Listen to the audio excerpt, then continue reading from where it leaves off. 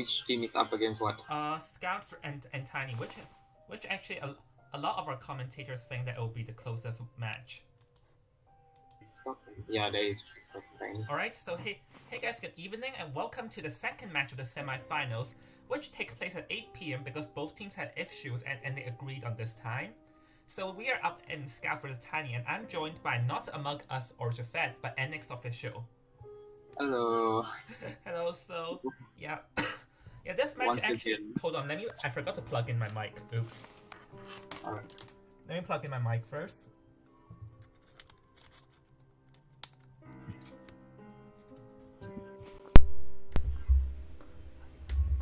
Okay. Yeah, I mean, okay, so actually I'm the most excited for this match because actually a lot of us agree that these two teams are pretty close, because the thing is that these two teams, they know each other a lot and they frequently play with each other, and they also said that they are very close with each other. So since they're both close with each other, as well as like, because these two teams they are actually quite decent, so most likely they'll be skilled one-on-one. Yeah. Yeah, and hopefully we will see our very first BO3, because every single match in this tournament ended in a 2-0 that was a little bit boring. Like I mean, good for the teams that dominated, but it makes it a little bit boring. My guild got destroyed. Well, to be fair, like we all know that there was a bit unfortunate events for how you guys lost, but Tiny thing error. yeah, like there's ping issues, but yeah, we'll address that next tournament. Unfortunately. It's Yes. fine. Yeah, I'm just working on making an announcement because. Hold on. There we go. So. Yeah, I make an announcement. So let's.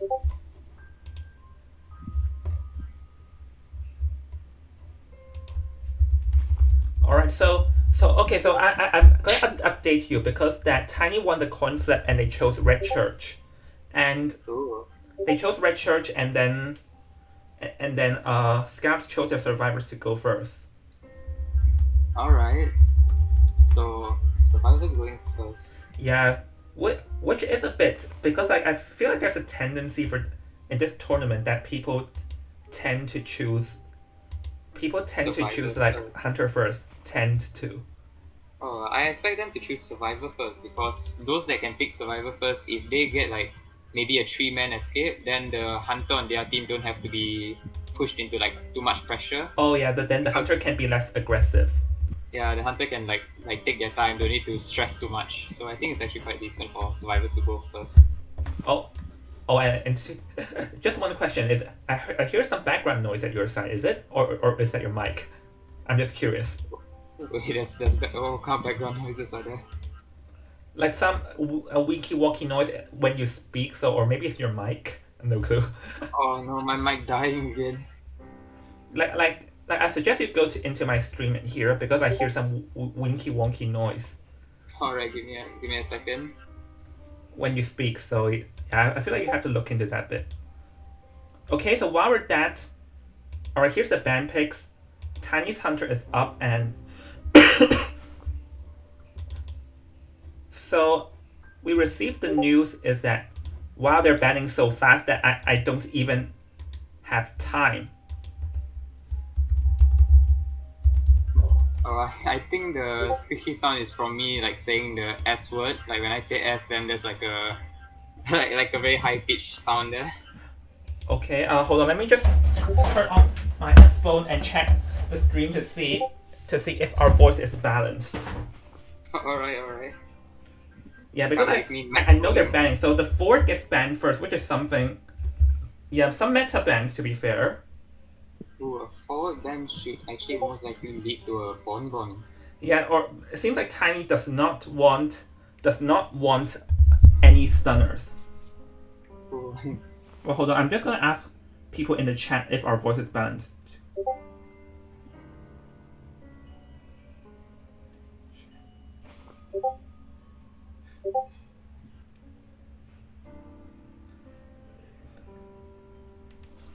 Alright, so Ford is the first one banned, and Okay, so psychologist and mercenary being chosen first. So what do you think about that, NX? Psychologist and forward. Wait, so who again? Sorry. No, psychologist and merc. Sorry. Oh, psychologist and merc.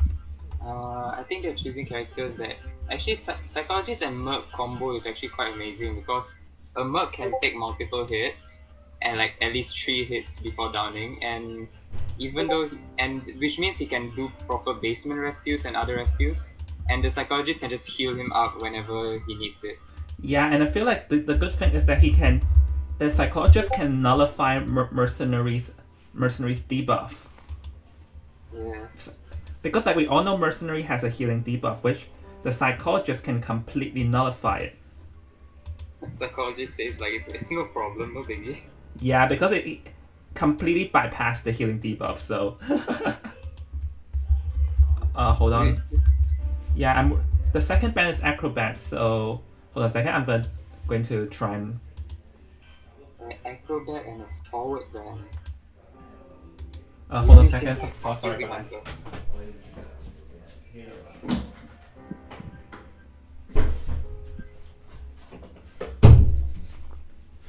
Yeah. Okay. Yep, I'm back. Alright, you good? No, because there's just some background noise at my side, and I'm trying to. No, like my family's talking, so I sort of have to close the door. Wait, are you able to hear my fan in the background, or is it alright? No, but I do hear some like weird noises when you talk, and I don't. Is it like a high pitch sound? Because if it is, it might be from me itself. Because every time I say like the S word, like it's like super high pitched. Maybe. Hold on. So acrobat gets banned. So it seems like, acrobat. So it seems like they don't want any jumping around. No jumping around. So if an acrobat gets banned as well as a forward, what kind of hunter ban these type of survivors? Well, whoever that does not want them to kite, I guess. But who? I actually have no clue because I feel like it could be any hunter. But do remember is that Tiny's hunter I think played Dream Witch first last week, per my memory. Yeah, you were with me. Yeah, you were with me last week. Yes, but even though if the hunter does play Dream Witch, I don't think the hunter would want to ban a forward. Yeah, they would ban Seer or Psychologist over that. So I actually don't think this is a Dream Witch this time though. It most likely seems like a Bonbon or Sculptor at this point. Well, but would Bonbon a Sculptor? But if it's a Sculptor, maybe. Yeah, you may be right. Usually Bonbons will hate forwards because forwards will just instant stun and rescue, so it will counter the Bonbon straight away. So that means this hunter does not want to bring excitement in this style of build. Yeah. Yes, you're right. You were right. Yes, best predictions. Yeah, you're the king of predictions, NX. Yeah. I'm gonna crown you king of prediction. Alright, so the people in chat told me our voice is balanced, so okay then. Alright, now increase my volume by 200%. No. Why would you do that? Then no one can hear me anymore.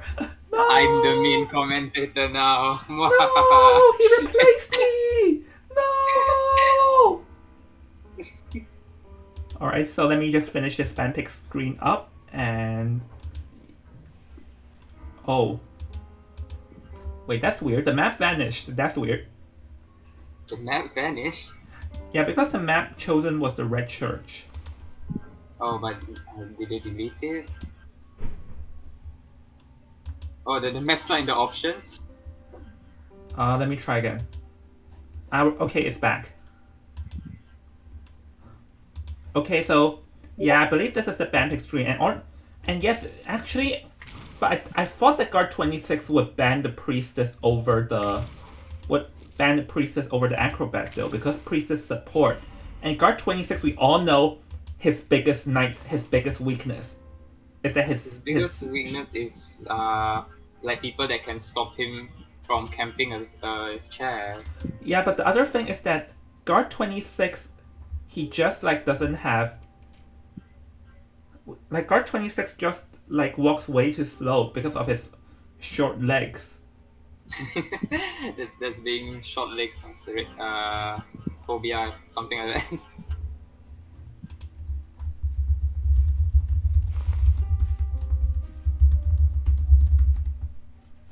Yeah, because the thing with guard 26 is that he doesn't like that. Actually, a lot of meta hunters have the ability to warp. Like if you think about Dreamwitch sort of bit, Bloody Queen has the mirrors. Because like when you're using a hunter that does not have the ability to warp or teleport or some mini teleport, then you have to deal with the survivors dragging distance, not giving you an attack range. Ah, yes, that's true. Bonbon's attack range is quite like not say good nor bad either.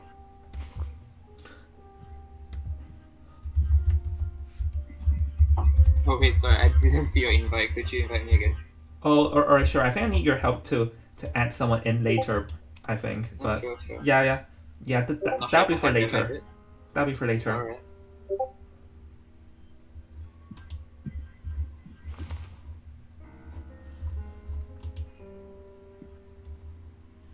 Oh yes, I don't have it. Can you go and add? Can you go and add Snowball. Tiny? Yes. What? On. Oh, never mind. I'll just do it. I'll just do it because they Yeah, cannot see my screen anyways. the person PM'd you. Yeah, they PM'd me, so I'll just go and add them. Luckily, people cannot see what is on my screen because I figured out how to block people from seeing my screen. Smart. I have your IP though. Well, to be fair, as long as you're friends with me, you have my ID. Oh my gosh. Oh my gosh, my friend list is full. I'll have to go and delete some random people. Not from you the having bottom. full friend list. Because I always add people for five versus 5. Ah, how many friends do you have in that list? So many because I add random people for 5 versus 5. Yeah. So I'm going to below to delete like The inactive ones. yeah, I'm going to delete a few inactive ones.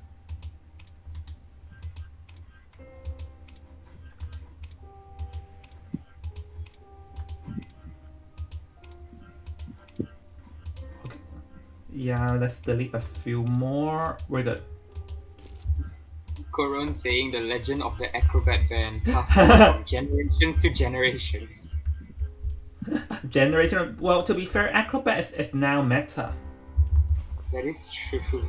It's quite scary. Because he can run and aim the ball now. Yeah, so before like the weakness of Acrobat is that one ball doesn't do too much because it's not a lot of distance, a lot of ground gained. The weakness of Acrobat before, Yeah. but But now now. yeah, the distance gain can be is way much larger and it'll be harder to chase them down. Scary.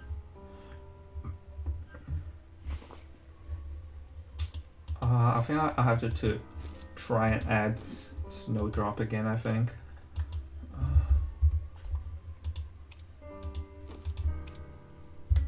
Okay, sends the request. Let's see will he or she come in.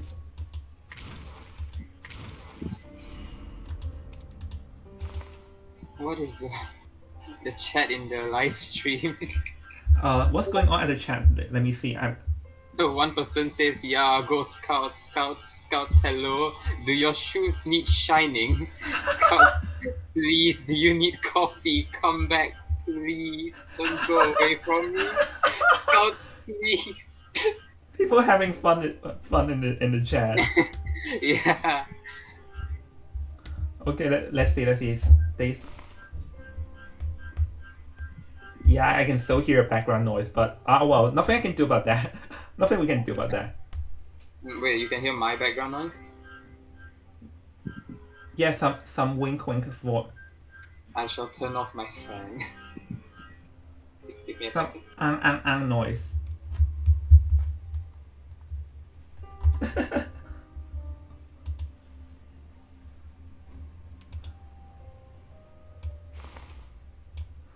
All right, so let's see. Okay, so So alright, everyone is coming in now, and yeah, to be fair, like because just now I mentioned that I thought the guard 26 would want to prioritize to ban the priestess because priestess in red church, like we all know, in the middle, one portal and jump all across the map. Like that is actually pretty deadly, to be fair. That is true. Very meta character. Oh, hold on. Yeah, like meta character jump across the map, so that's why I was surprised that Guard 26 banned Acrobat. So let's see. I feel like the priestess will be the key of this game because Seer is actually weak in front of Seer's weak in front of Guard 26 because his out is like a tissue. Like the commentators in China said that his out is like a tissue in front of Guard 26. Which they aren't wrong necessarily, like from one bomb and the out's gone. Oh, right now it seems like Jafet said that he laughed because there was a tiny member in the Scouts VC and then they left right after. and then, someone trying to. Fimi said that Fimi said that they were lost. Someone's trying to spy on them. Smart. We take it as a lost child. Let them find their home. And because the thing is that Scouts and Tiny said that they sometimes practice with each other and it's always very close among both teams. Cool, so they probably know each other's games. Yes, they know each other. And what's more interesting is that across these 2 weeks, I went to ask both Scouts and Tiny for a practice match, like a practice match for free matches, like from BO1 to BO3. And then it ended in 1 win, 1 draw, and 1 loss for both teams. Wow. So yes, when they played against me, their score are almost exactly the same. So it's really a close call type of game in this one. Yeah, it's very close because even I was dumbfounded at how close they were, especially because I was using the same hunter for all 3 matches. Yeah, so I'd say that both teams are very close against one another. So maybe we'll see. And why did you leave? I didn't leave. You didn't invite me. Oh, it was someone else. Oops. Alright. Yeah, let's get NX in and okay, let me remember to switch the screen because I forgot that last week. Yes. Alright, so there we go. NX no, not NX. Tiny vs Scouts, intense battle goes in 3, 2, 1.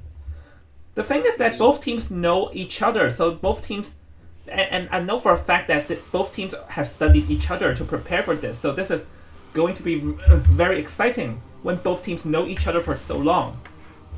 Yeah, that is true. Oh, and we can see Mr. Kung Fu Panda over here. The winning skin from GG. Yes. And right now we see their layout of the characters and wait, why is there 2 psychologists? No, it seems like they're debating on who's gonna play the psychologist, which never mind. Seems like the fake psychologist is playing the psychologist. Oh. Yeah. Nope. I'm not fake. I'm real. I'm definitely a real psychologist. Next thing you see is the Seer using the psychologist skill to heal him up. No. The name is called I will play. I am Seer, and then they play psychologist. This Seer plays psychologist and psychologist plays Seer. That'll be the best trade. Or maybe something like I hate Seer and then play Seer. That's like hating on yourself. That's quite an evil start. Yeah. Well, we all know how wacky sometimes these things go. So hold on, let me check. Hold on, let me confirm that I've switched the screen this time. Yeah, you have. Yeah, I have. Because I would hate it if I forgot and then I did not realize. that would be unfortunate. Oh, in the bottom broken, so they're going to go to the top brokens probably. Wait, isn't this the top broken? Oh, never mind. The way we call it. I think we called it differently. Yeah. It seems like the bomber's gonna find the Merc first. Yeah, and very smart for the Merc to hide, to not reveal himself, to force the guard 26 to like walk around and waste time Oh, but locating him. yeah, and the guard 26 got the trail mark but saw the merc, so he will be changing target now. Yeah, but actually, And see, yes. sorry, you go on. No, I just want to say that it was pretty smart for the merc to hide like that because it wasted around 10 seconds. The hunter wasted 10 seconds finding him. Yes, and you remember the the way the Seer's kiting is also going to be harassing another survivor's cipher, which is like the priestess. Yeah, but to be fair, there isn't much places for him to go. Yes, but we can see he already got 2 bomb hit they're quite fast into the kite. But he still has 1 hour. Yeah, and actually it's a pretty smart thing for Guard 26 to switch between 2 and 5 second bombs so that the Seer will get confused on which one is the actual time. Yes, but the priestess is helping out the Seer with the portals out of randoms. Yeah, the Seer has 1 hour, but how will he play it? Because now that he's in a quarter of health, he has to be very careful. Oh, double back! Oh, the double back. So the Guard 26 is kind of lost for a while, but he's catching back up to the Seer. Yeah, but actually that double back is already going to waste around 20 more seconds, and look, but to be fair, not a lot of ciphers are gone so far. Yes, and it seems like the Seer is already using an owl just to gain some distance to kite in a better area. And the bonbon failed his bomb, the timer bomb. No, that was unfortunate because now the Seer is transitioned back, because I feel like just now the Guard 26 should have broke the path and followed the Seer and not let the Seer transition away like that. Yeah, and now the Seer has this like portal of the priestess. Yeah, there, and he broke the portal, so it's gonna gain a lot of time. Well, I guess the bonbon changed the target. The bonbon changed to the priestess now because of what's happened. Yeah, because the Seer has put him to that. Oh! The terrace shot! Oh my god! Right. That's such a mind game. Yeah, that's a big mind game. Big brain bonbon. Yeah, that's such a big brain move. Like, because I was about to say is that the bonbon will waste some time chasing the priestess, but then no time at all, and the priestess is down, and all of a sudden this is not looking too good for the survivors.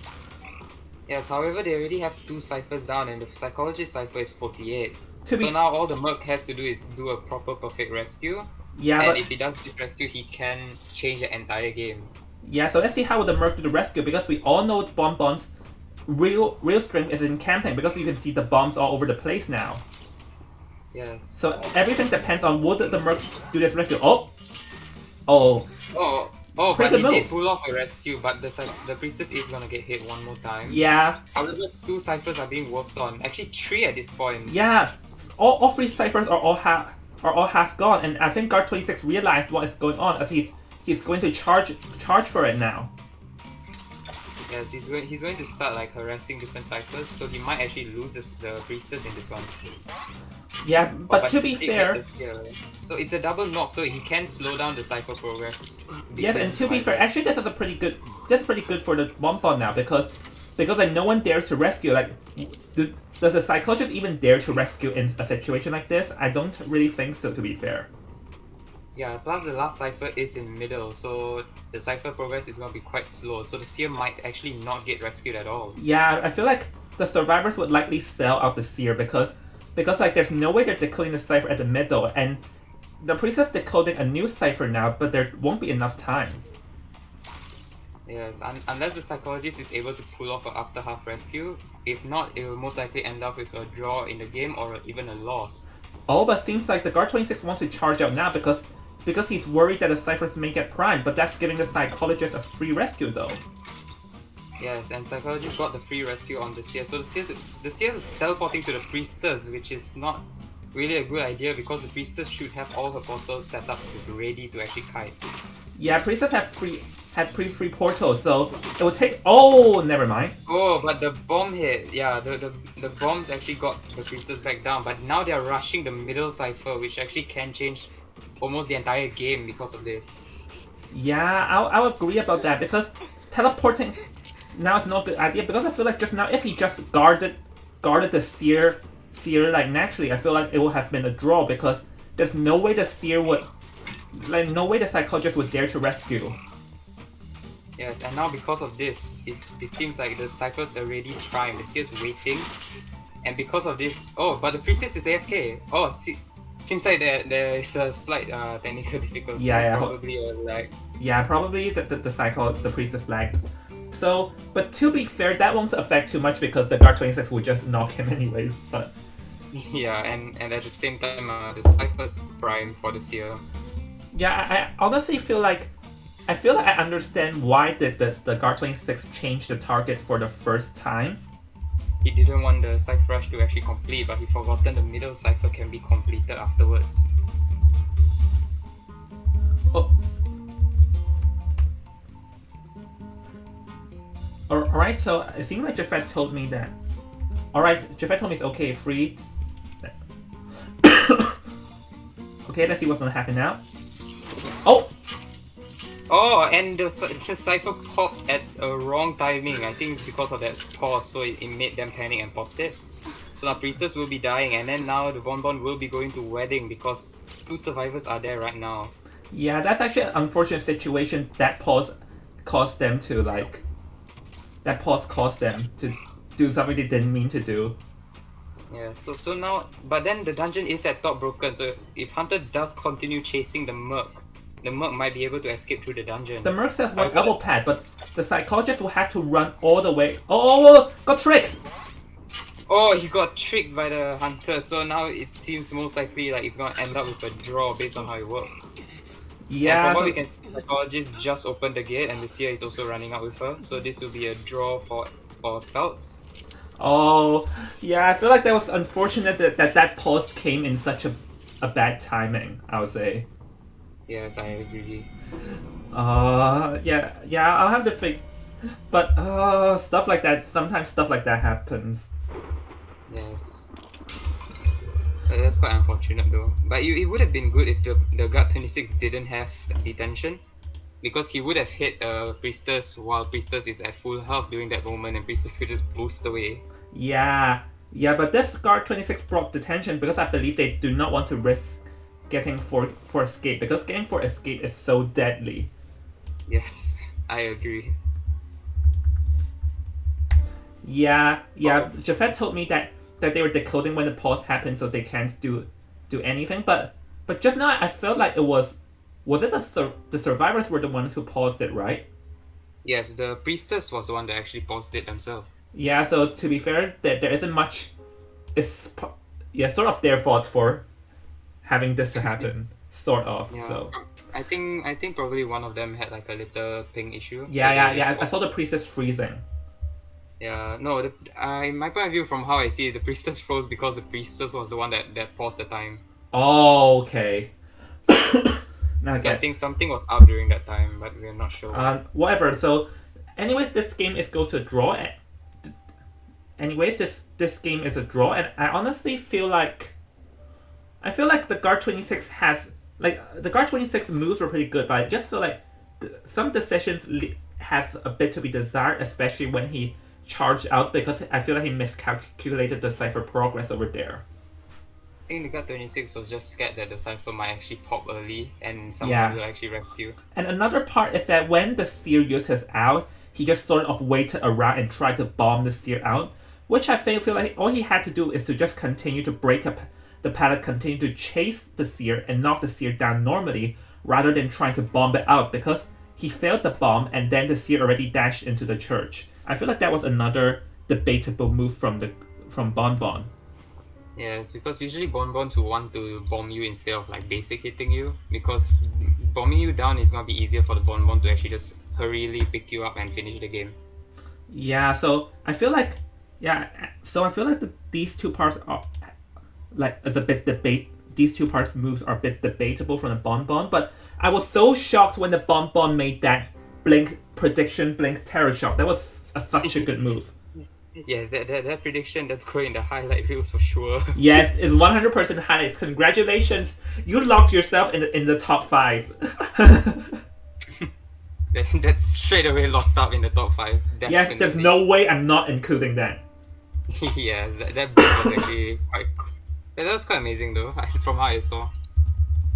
I wanted to say the Bonbon still has the blink, so the Bonbon can knock the Priestess in the future, not like right there on the spot. So that was quite very shocking. Yeah, but to be fair, if it wasn't for that like whole pause issue, I feel like it still likely would have been a free escape because Guard 26 has blink, but Priestess already dashed to the church and portal away, so there's no way would the Guard 26 chase her down in seconds. No way.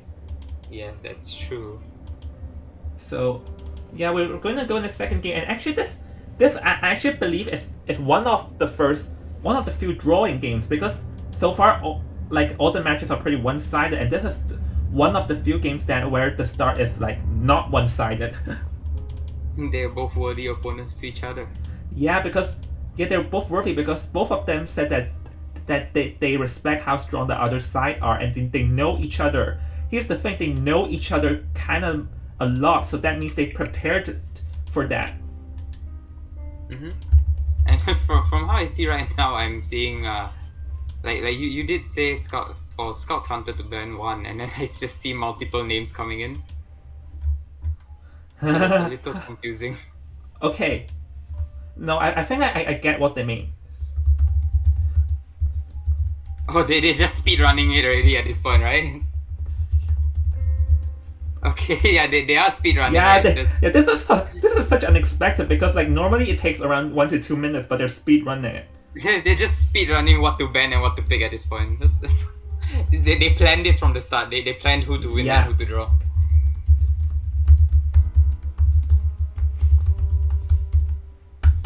Alright, so hold on, guys. It'll take a while for me to input all these images in. So please forgive me about that, because it's behind the scenes. I have to do a lot of work. Yeah, this is the first time the survivors actually no, this is the first time both teams actually pick their bands and characters that quickly. No, without you even asking for it. No, it was also like that in Scouts versus anti-randoms. It was also like that. Oh, they're that quick. Yeah, they also did it so quick, and I had to go around copying everything all over, like copying all the files over, and it takes like a few minutes for me to do that. It's a rush. Alright, so can you check the Discord and tell me, because I can't memorize everything.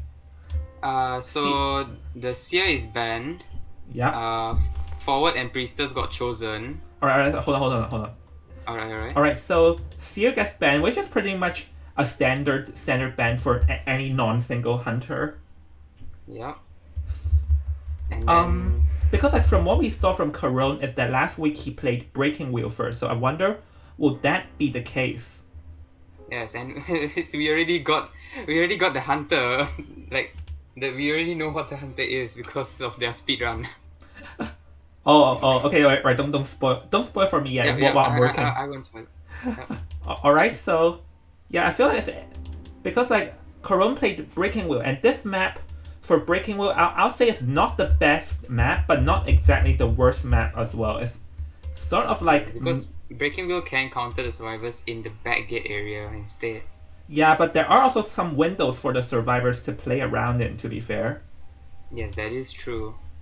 So yeah, I feel like it's a more of a fair game for both sides if it is a Breaking Wheel. Other than Breaking Wheel, like we also know that Corone played Sculptor last week, so Sculptor actually does also ban Seer first. But if it's a Psychologist, then actually I don't think it's the Breaking Wheel if it's the Psychologist the one getting banned.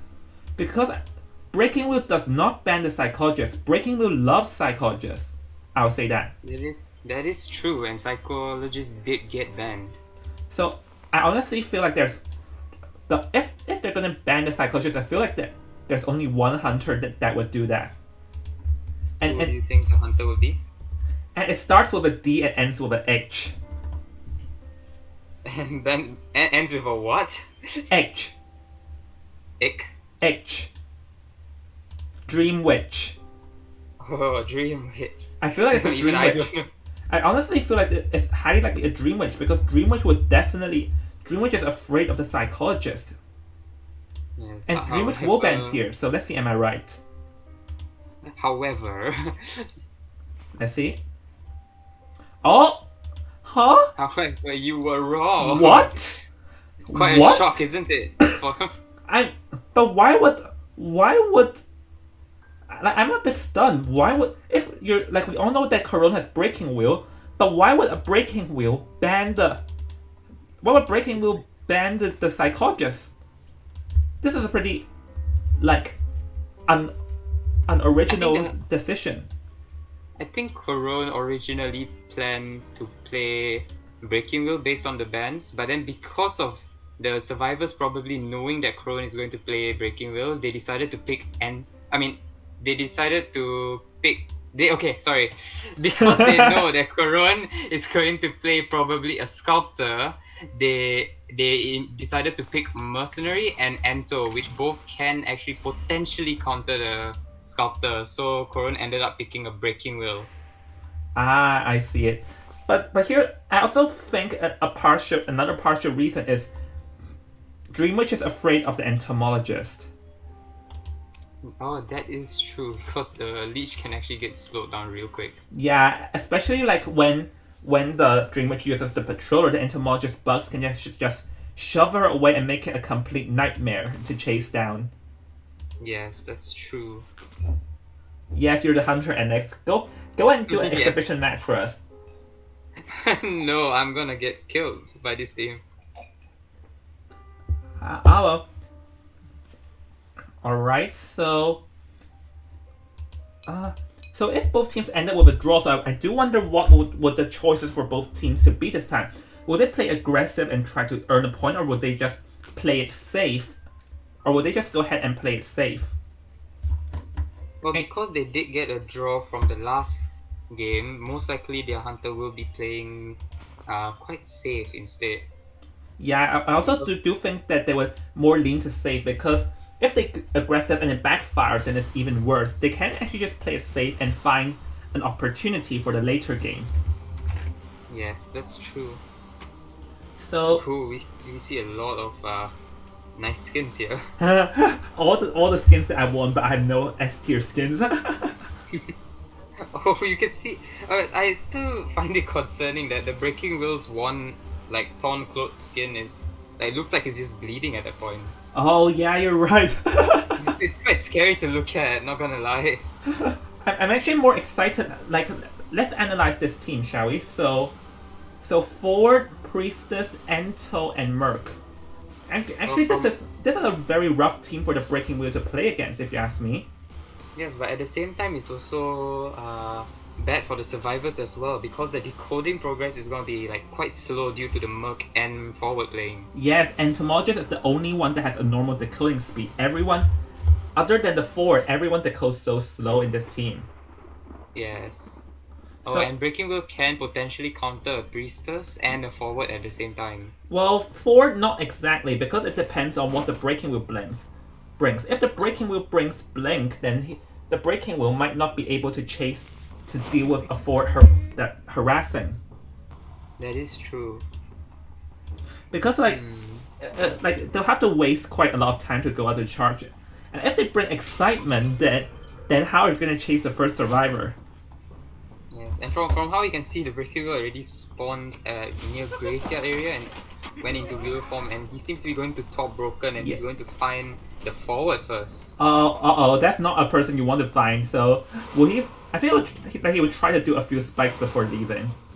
But yes, but it seems quite... it's so cool. Playing around. Oh, and yep, he got the one spike, and he's leaving to bottom broken. Yeah, because he's going to find the mercenary instead. Oh no, this is it's not really a good find type, but it's like he saw the mercenary, but he gave up immediately. And it's pretty smart for the mercenary to already be making the windows over there. So because now, oh wait, the priestess went to basement. Oh my, was that intentional or not? I don't think that was is. Very. Yeah, I don't think that was intentional. I think priestess wanted to go back in the place, but there was a basement there. Yeah. Oh my gosh. I believe all priestess players can relate to that. But priestess messed up really badly. He tried to double back, did not work. Yes, but the countdown was a little too slow. And from what we can see, the Breaking Wheel actually has excitement instead. Yeah, because so that means it worked. will be a big counter for forward. Yeah, but this excitement is actually going to work out because now the Ford can't really do much. Because like the priestess making that mistake is going to hurt, and the thing with Breaking Wheel is that you cannot even sell, because if you attempt to sell, then Breaking Wheel will just go out and harass the heck out of you. Yes, and now the Breaking Wheel already knows where the forward's at, and forward's going to immediately do that, but he is going to... there's a cut. Never mind. Oh, the bugs! But still got hit. And now the forward will most likely be trying to harass instead. While although the hunter failed the snap. Missed But the then now snap. Priestess will be trying to go to a good area for the forward to actually do a proper stun. Yeah, but that's the However- thing. The forward has however, excitement. the forward has excitement. But do the survivors know that? Do the survivors know that he has excitement? No, it seems like they do not. The forward is... Oh, it seems like the forward is quite aware of it. Yeah, because So the forward will not be stunning. Yeah, because like one thing is that if the breaking wheel brings excitement, normally they'll just like if a breaking wheel just directly balloons and does not care about the forward, then that means the breaking wheel has excitement. Yes. Oh, but we can see the hunter already saw the Merc, and Merc will be instantly rescuing and taking the body block for the Priestess to kite. But Yeah. wait, Priestess seems to be struggling. I feel like the priestess tried to look for a portal on the other side of this gate, but she cannot find it. The option didn't appear. That's quite unfortunate for Priestess. It was quite a bad game though for Priestess. Yeah, it seems However, like the forward is not on his way, so Priestess will be sold. no. I think the survivors figured out that the breaking wheel most likely had. I think that the survivor figures out the breaking wheel most likely had excitement, so that's why the forward is not doing anything. Yes, and from now we can see the breaking wheel has max presence, so breaking wheel can just come out of the wheel form and can mess with the Ento quite easily, like this. Yep. Yeah, Paramystic. And one trap. But here the entomologist cannot die fast because the thing with breaking wheel is that breaking wheel's ability to snowball is way too strong, so the Ento cannot die fast over here. Yes, and as we can see also, it's a forward and a mercenary decoding, and the only good decoder next is the Ento. Which is the one being chased. Yes. And Hunter's going back to wheel form to probably get the complete spike kill on the Ento instead. Yeah, because the breaking wheel knows that he cannot chase the Ento, so he'll have to immediately spike 2 clips and then snap the Ento. Yes, and now Ento doesn't have any more swarm left. But then you can see the forward. The forward's actually on his way. Oh no, he just went to take the cipher of the Ento. Oh, Yeah. and the Ento's down. So the next rescue will most likely be the forward instead. But Merc has to do his cipher finish quickly. Yeah, because but he's only 60% in. But that cipher is nowhere near done, so now the breaking wheel is cheering back near that cipher, so now the breaking wheel can... Oh, never mind, that's the forward cipher. Yes. The forward But then cannot breaking rescue wheel- fast though, the forward will have to try and delay some time around here. Yeah, and remember the breaking wheel can just one spike and he can come out and give Paramystic. Yeah, So so... Ento might actually get down immediately. No, so Ento has to Yup. get out of here, do not die near that cipher. Yeah, but Ento can't really get that far because of the Paramystic and the snap. So now the only cipher that's left. Oh, but Hunter switched to abnormal to abnormal, Oh, the no. fourth cipher. So the whole game might actually change because of that one abnormal. So Okay, now all but the ciphers are wait, abnormal means that the forward can play around now. Yeah, so the 4 is doing a stun so from what you can see, Ento has extra time given to her. Because of the breaking wheel changing to abnormal. Yes, and now the Merc can decode a new cipher from the outward field. And if the breaking wheel wants to charge outside, then that means these two survivors would do the cipher over here. So the breaking wheel cannot afford to charge out. Yes. But it seems like the breaking wheel just wants to drop the Ento. Yep, with the snap. But the forward is still here. Mercenary is quite slow at decoding, but hopefully he can finish it on time. Well, And it's hard forward to tell. is here to harass. Oh. Oh, okay. Forward is here to harass just for a little while more, in all hopes. But I think Hunter's quite aware. Yup, Hunter is aware of this. Oh, no, the And forward for- wants to harass the cipher. Because remember, Oh, so Merc, yes. remember, Merc How is did one that- spike from out. Yes, and that one spike didn't get the Merc somehow, which is quite shocking. Elbow pad. Nope, he tried to elbow pad, however he got the Paramystic on him. So now Hunter can just make his way back to the Ento, who's already primal on healing. Yeah, he healed out. Now the survivors will have to be very careful in what they do, because any wrong move now, then it's game over. Because now the Merc is down, the 2 remaining survivors cannot die fast. Yes, and from how we can see now, the forward is doing quite decently against the Breaking Wheel, and Ento is going to go and continue decoding the Merc's original cipher. But Ento will have to get out of there the moment Breaking Wheel returns. The thing Oh with the yes, and the Breaking Wheel is returning, so Breaking Wheel did see her.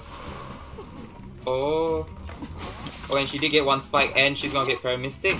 So Yeah. now Hunter just needs to get close enough to snap. but the Ento is going to like be very far away by then. Yes, but then now because of this, forward cipher is also around 70%, as well as the Merc cipher being more than 80%. Yeah, so it is going to be enough because by the time the Breaking Wheel chairs the fort is coming over here. So it seems like actually the three remaining survivors have some pretty smart maneuverment, to be fair. Yes, but now the Hunter's changing straight to Merc, so the Merc Just can pop just it. pop it. Yeah, just pop it.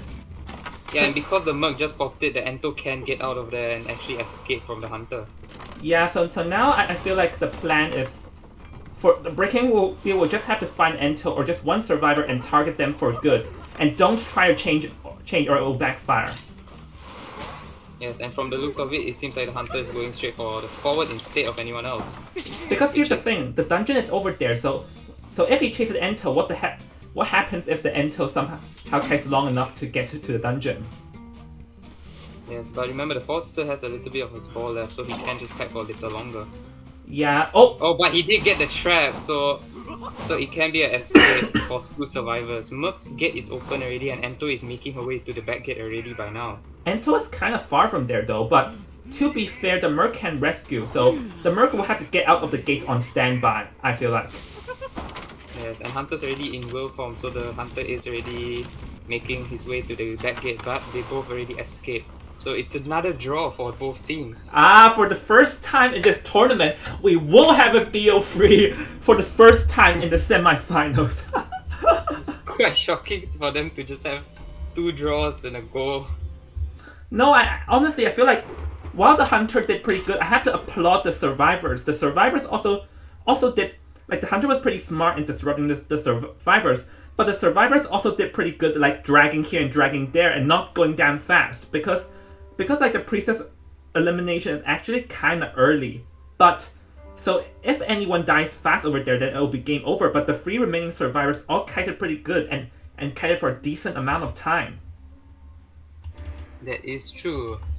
So luckily for them, because of the Cypher rush, the Hunter is pressured and the Hunter has to like start harassing the Ciphers. Yeah. So because of that, a lot of things went bad. And I feel like the abnormal over there is like I won't like it. In hindsight, it's slightly debatable because the moment he swapped to abnormal, the fort immediately comes to harass him. Yes, which is why the Hunter should have actually paid attention to the forward being nearby. Because once they switch to abnormal, there's no excitement that can help you. Yeah, but yeah, because I also have to applaud the forward being aware of the possibility of Breaking Wheel bringing excitement. The Hunter, the forward was aware. I think they found out that the Hunter did not have Blink after like the long kite against Ento, and Hunter didn't try to blink on Ento when Ento got far enough. Yeah, and I think another thing is that I mentioned is that if a Breaking Wheel daringly balloons in front of you, they most likely brought excitement. Yes, that is true. So now Scout's choose map and Scout's going to choose map and Tiny would choose order. So yes, because like we mentioned before this game began, we mentioned this before the game started, is that these two teams know each other so well, and that they said that they were always close against each other, and sure enough, they already immediately drawed the first game. Do you think we'll be getting a BO4? Well, I'll be excited if that. Like, yeah, I've told you that story before where we went into BO4 and it's still a draw. It moved on to BO5, BO6. No. In BO4, if it is still a draw, the time is going to tell. The time will be the difference.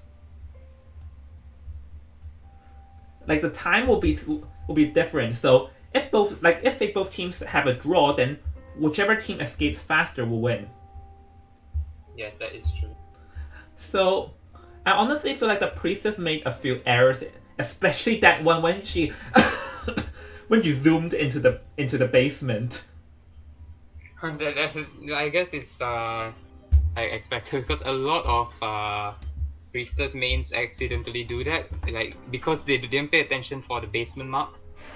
Yeah, and it's so unfortunate, like because like they're panicking and trying to escape, but they did not realize that their portal's not counting against a wall, but at the basement.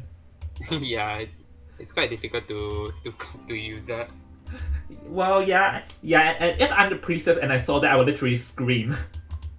I think that would be No! quite funny though. The priestess enters the basement and just runs out straight away after, and the hunter just doesn't see it coming. Ah, yeah.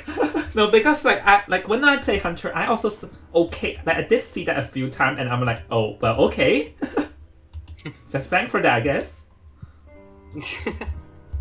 Oh, but one thing that priestess did after was immediately get back up out of panic. So that one gives the hunter like a free hit at the early game. Yeah, so yeah, like one partial reason why the priestess died so fast was because over there she gave the hunter a free hit, and then like she tried to double back. Another thing is that she double backed and it failed, and it completely backfired on her. The double back, Yeah. like the, But now it really seems like a close game based on their gameplay styles for both teams.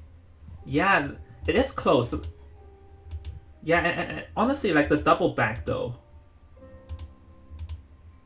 Hold on a second. Okay, hold on.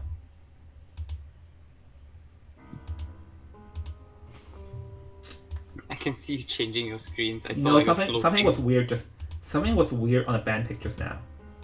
Oh, Oh my gosh! I think I realized what happened. what's wrong? No. I just have to. Oh my gosh. Yeah, give me some time. I have to fix some. No, because like just now I accidentally swapped the wrong image and it swapped my entire band pic screen away. Ah, is that why I saw Ever sleeping down in the background? Yes. I accidentally swapped the entire band pic screen into the map image. And I was like, bro, what the heck? Breaking Will and Ever sleeping now. Well, Breaking Will is the strongest I've ever seen, man. It's just like roll, and roll. Yeah, just follow the tram. It works. Ah, yes, the real hunter in this game. The tram. The tram is the real hunter in this game.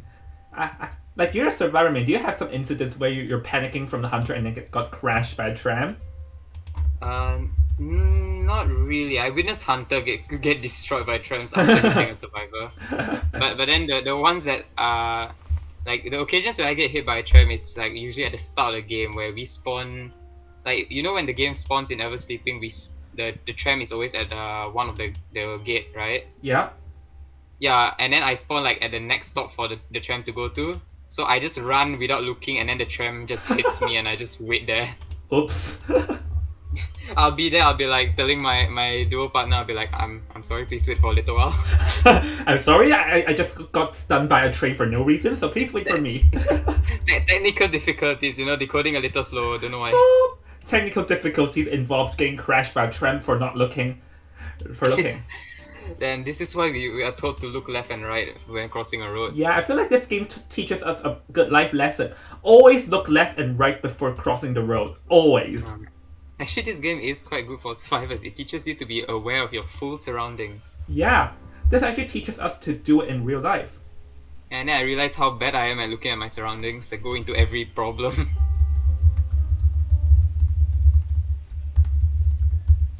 Alright, hold on. So based on the number of times I got hit by a tram, I think in real life I can rest assured I should know what's gonna happen to me.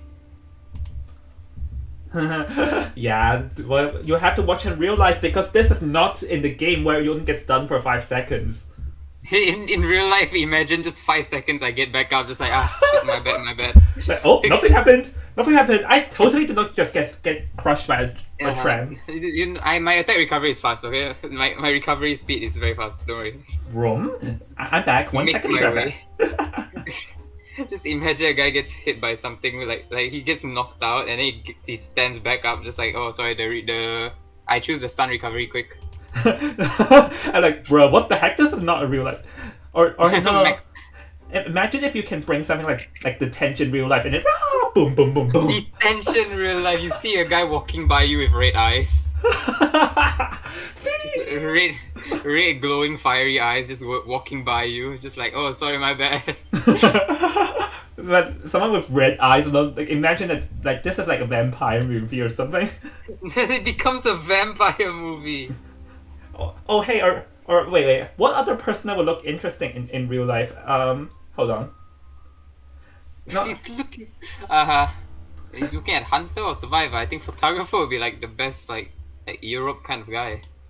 Sorry, because repeat that? he is technically. Photographer. Yes. The photographer would look good in real life. Yeah, he would look pretty fascinating because of how like handsome he is. Yeah, but the biggest problem now is like he probably is the creator of COVID at that point because he coughs so much. Whoa.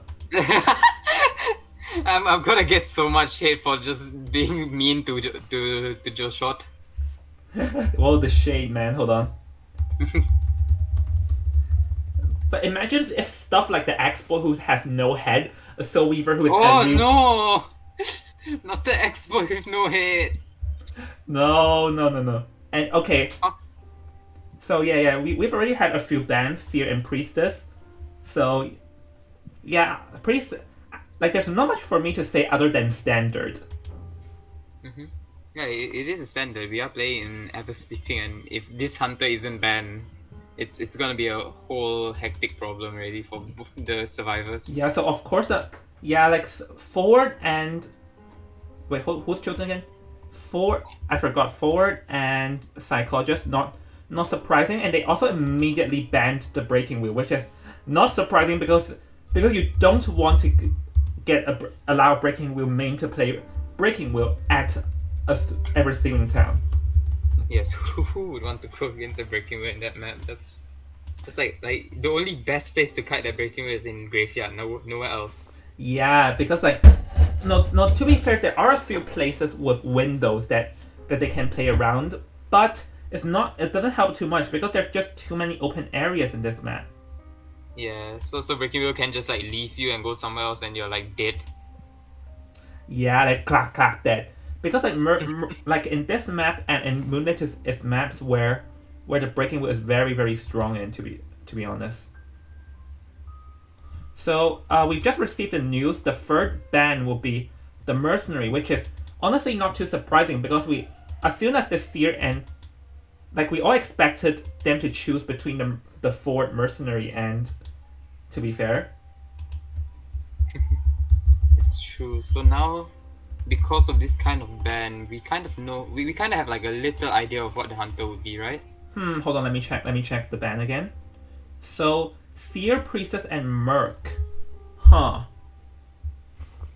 Well, I feel like it may be Sculptor makes sense. I think. From the look of it, it is most likely gonna be a sculptor, because the survivors already picked their psychologist, and I don't think this hunter will want to pick Dream Witch. No. Dream Witch, right? No.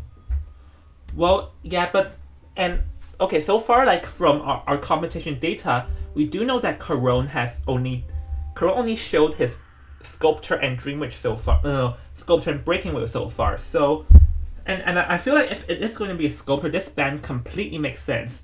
But I feel like the survivors may choose the Acrobat now because just like get some strong kiters out, I think. Oh, but no, you can see that they didn't choose Acrobat instead. Instead, they chose another survivor, which is quite interesting. Well, Entomologist and Patient. So, honestly, I feel like Entomologist also makes sense because Entomologist is decent. Not the best, but also decent against Sculptor. Oh, but we can see what hunter is picked. No, don't spoil it. I'm still working on the ban pick screen. Don't worry. I won't spoil it. Alright, so Entomologist and what's Patient? Okay, Patient. To be fair, Patient and Acrobat are pretty interchangeable with each other. The only thing is that patient has a smaller room of error. Yes, and from what we can see, if the hunter is a sculptor, entomologist and patient actually can easily counter the sculptor by just going far away or using the Yeah, beast to slow the hunter down. yeah, because that's the weakness, distance dragging. But let's see what is the hunter now. Oh, okay. Yes, it's quite shocking. Yes, because like I now that Karun chose, I can reveal that because I practiced with scouts a few days ago, and Karun did play Dream Witch, so I knew he had it. But Ooh, Dream Witch how good in was this Kurun? team, let's see, Dream Witch in this team, I'll say, I honestly like I feel like it will be a tough game for Karun, to be fair. Yeah, because there is also because even though you chose Dream Witch instead of the sculptor, having an Ento and a patient is quite difficult because they can just go far away from the hunter, as well as a psychologist who can take 3 hits. Yeah, like I feel like the problem with Dream Witch in a game like this is the simplest. It's the simplest. Like, who the hell do you chase first?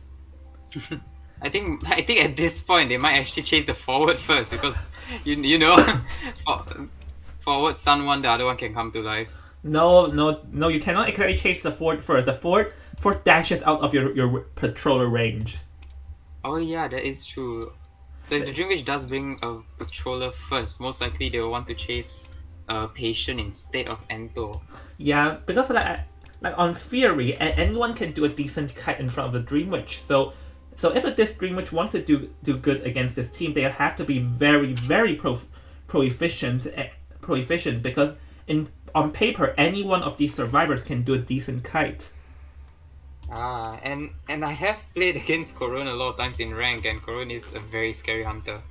Yeah, yeah. I sort of saw his Dream Witch. I'm not a while ago, so I sort of like know how his Dream Witch is, but we'll see though.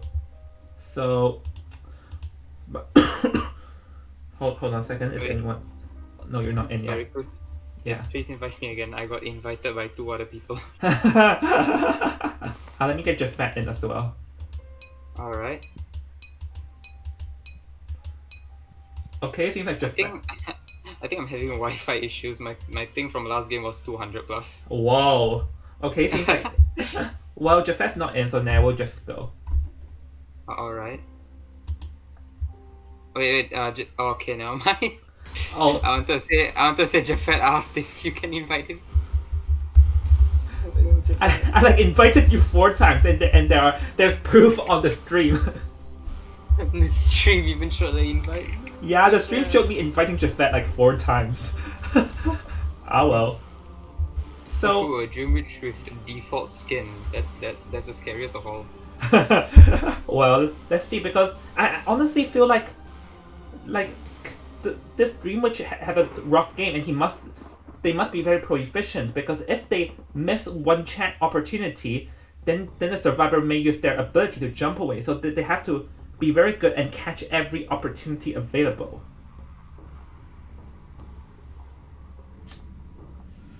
Anyways, we're Now the hopping. match. Yeah, we're hopping Yep. a game now.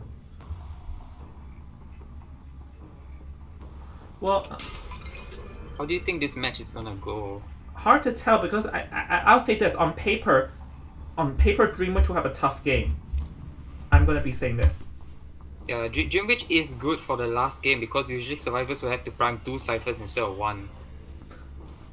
Oh, Dream Witch, let's see. No one spawned here. Dream Witch does see the forward but does not want the forward instead. But she does see the patient. Yep, going to pursue first, but over here, her. Oh no. I feel like she wanted to put the leech inside, but then accidentally failed. I feel like. Yep. Yeah, it looks like she was aiming for far range, but it didn't work out. So Oh, yeah. and here's a patroller.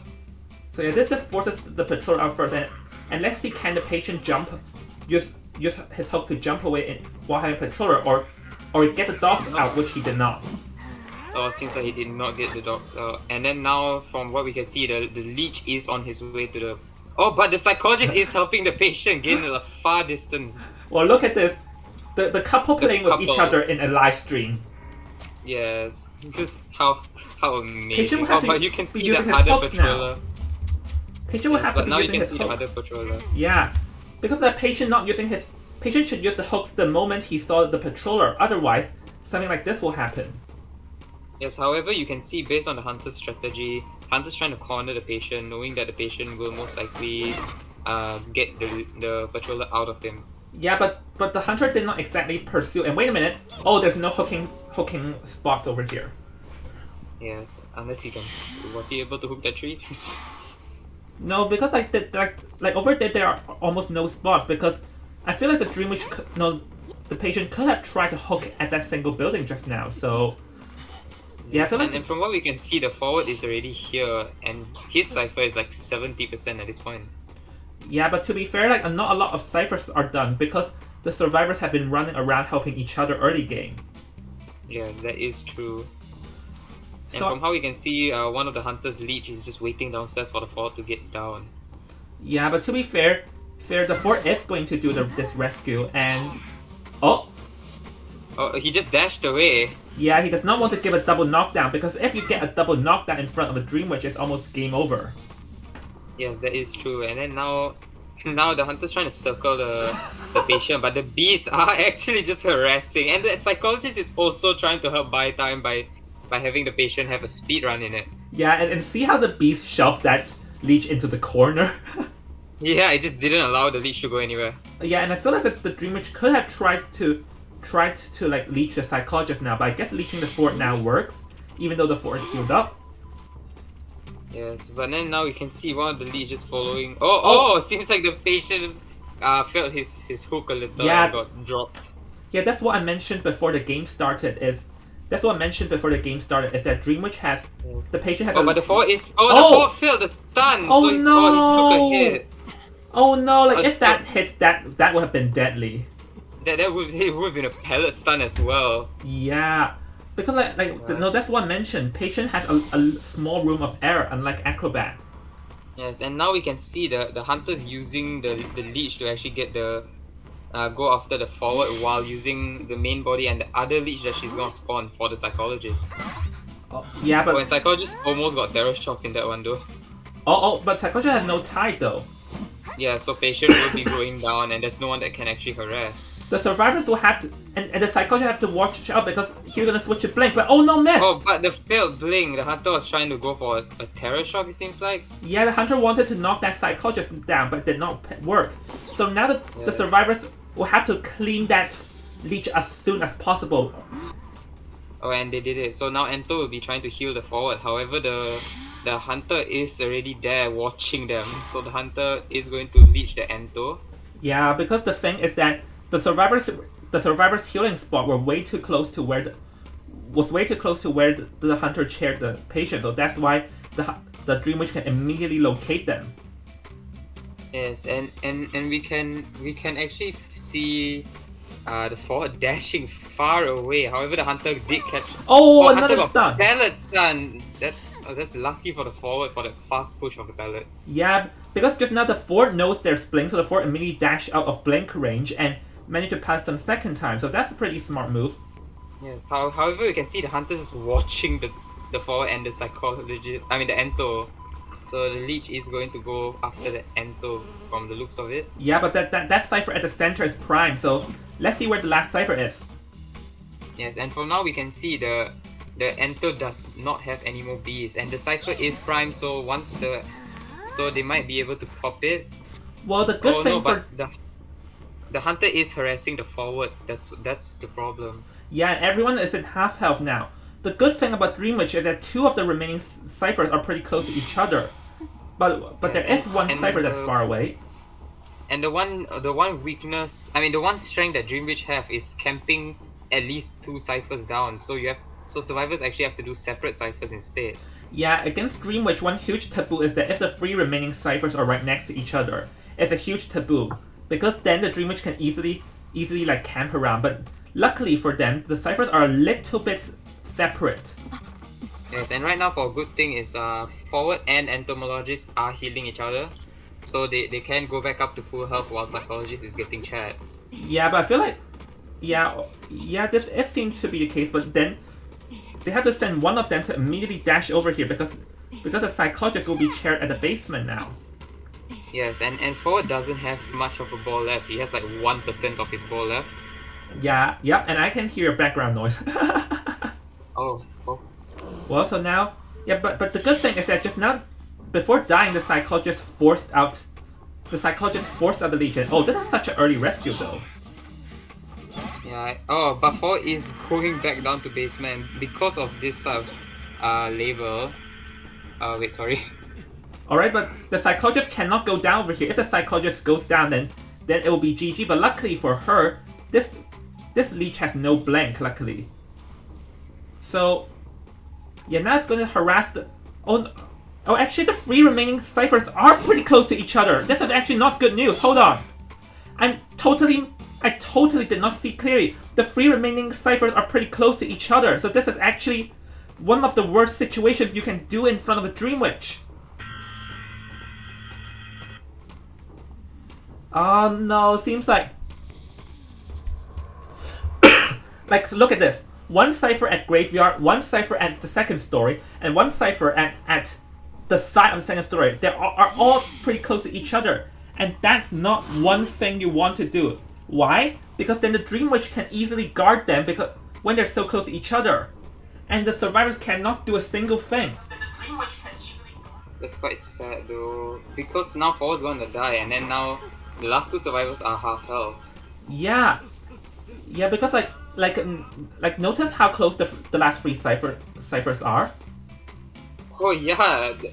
So this is not looking good for the survivors now. No, because like in high tier in China, if you leave 3 ciphers in a row like that, it's pretty much game over on the spot. Because so it seems like the survivors here were not aware of... Well, we're not aware enough about this. Oh, mind game. So Hunter used Blink. Oh, but Hunter didn't swing, so Hunter might... Oh, but Psychologist did, mate. That's quite good for Psychologists. Yeah, but it won't matter because the reality is that the survivors cannot decode when the 3 cipher... Oh, wait, this cipher is almost primed though. Can she decode it is the question. Sadly, doesn't seem like it because now there's a leech back on Ento. So now Ento will have to start removing a leech once again while Psychologist gets kited all the way through. Oh, but it seems like both the main body and the leech are going straight for the Ento. No, because to be fair, the Hunter pretty much has this in the bag. It's like all they have to do is to chase the Psychologist while sending another follower focus on the Ento. Yes, and remember the Hunter does have Blink for the spawn follower itself. No, I think this is the Ento's follower. Oh yeah, sorry, my bad. It's the Ento's follower having the Blink, and that's the Blink. So yep. now the Hunter just has to leech back onto the Ento and then just chair. From the looks of it, it's gonna chair back to basement, or might not even chair at all. No, definitely not chair. Because like they can do the trick like I described before, where they can balloon and just knock, balloon and knock, and then have 1 leech chase the Psychologist. That's quite annoying. Yeah, it is annoying, but going to chair though. I think it's because the Hunter knows where Psychologist is, because there is 1 cipher that's... Oh, look at the Psychologist cipher, it's around 85%. Oh, but Hunter does know where Psychologist is at, so even if Psychologist is able to pop it, it's not gonna seem good. Because I think the Hunter must have been afraid that if... Oh, I think the Hunter must have been afraid that if he chaired... Like, if he don't chair, the Psychologist will pop the last cipher. So, here the question is, can he stop the Psychologist? Because it seems like the Psychologist is trying to slide through. I mean, it seems like the Psychologist can actually pull off maybe 1 more rescue. Although maybe or maybe not. You already know what's most likely gonna happen.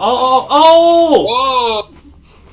So we can already see how the game's going to end off in, but maybe hopefully one of them can actually get to the dungeon at the middle. Well, it's still the Dream Witch adventurous game of getting 4K of getting a 4K. But if the survivors are smart enough to dance around, then they may try to get 1 out.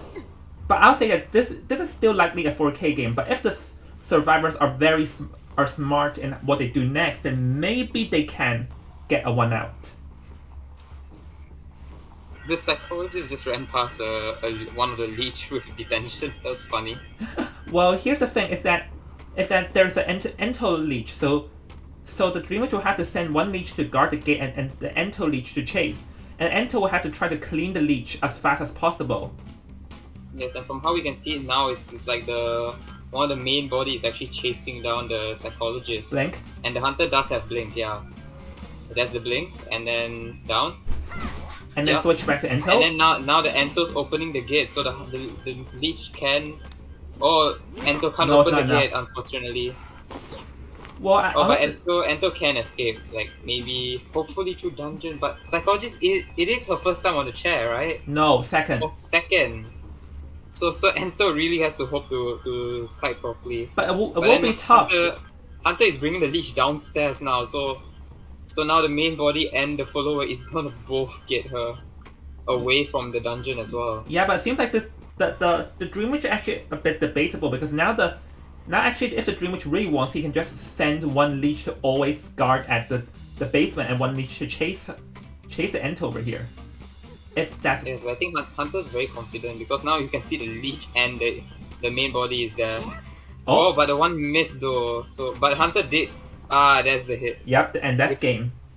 Yep, 4-man. Yeah, well, congratulations goes to Scout for getting a 4K and gaining the lead. But I do feel like we have to applaud Tiny Survivors because they did try their best over there. I feel like the one turning point of the game is that after like the patient's hooks weren't too good, but the real turning point was when the patient got eliminated. Like the survivors wanted to heal each other, but they healed each other right next to the hunter, so the hunter can instantly charge at them. Because ideally you want to heal far away. Yeah, I think they probably didn't see the hunter, so by the time they saw the hunter, it was a little too late because hunter's really close enough. No, but the thing is that the patient knows that where he's getting chaired, and if, like, for example, if the patient called out he's getting chaired at the center, then the survivors should instantly get out. Do not get out of anywhere near that, to be fair. Yeah, that is true. Quite unfortunate. Alright, so I feel like the survivors have some slight decision errors, and that part when you leave free ciphers next to each other, because if the 3 remaining ciphers are far away, then the Dream Witch will have a much harder time. Yeah. Okay, so we're going to go into the next game, and the pressure is actually on Tiny's Hunter this time because they got, like, first game ends in a draw and they got a 4K, so unless Tiny Hunter get a 4K, or else they're going to be losing BO2. Hopefully it doesn't go to that because both teams' hunters are actually quite scary to look at. Yeah, and actually both teams did. And I actually feel like both factions from both teams actually did pretty well, to be fair. So, because like these teams know each other, and we can totally tell that because from how careful they are, and yeah, I just feel like it was a bit unfortunate for the survivors because they were aware of how to play Dream Witch, but it wasn't good enough. Yeah, because they left the last 3 ciphers like near each other. Yeah, like that's not. Yeah, because like, if you observe IVL games, if a survivor team does that, normally it means game over. Mm-hmm. So yeah, now we're going to be swapping sides, and it will be. So yeah, the question now will be: Can Tiny's Hunter get a 4K? But I think if the Hunter cannot get 4K, the best they can do is to not get 3 or 4 escape, because if they go into BO3 losing like a 10-0 or 8-1, it'll be near impossible to reverse that. Yes, that is true. But hopefully they can most likely at least get 3-man as a default there. Well, yeah, but 3-man, well, let's see, it will be tough it'll be tough, but if they can get a 4-man, then good for them. But if they can't, then just get as much as possible and don't charge too hard for the 4K, because if you get 10-0, then it is like, whoa, so much pressure. That is true. Right now, if you hear any like not say static like vibration sounds, please tell me because my laptops are having problem. Yeah. I do hear those background noises, but oh well. I do What not. can we really do? I need to send my laptop for repair soon. Anyways, so all right, we received the first news, and remember, they must get a they Tiny Hunter wants to get a 4K if they don't want to lose BO2. And Yeah. just from observing this band, I have an inkling feeling what Hunter are we seeing next. Mm. Well, tell Yeah. me, We kind of know the exact hunter already at this point. yeah, but hey, you know what? What is a meta move is that they're going to insta ban Dream Witch the moment they see this ban. Most likely. Yep. Like if scouts really want to do a high meta game, then they can instantly ban the Dream Witch because they see that you want to play it.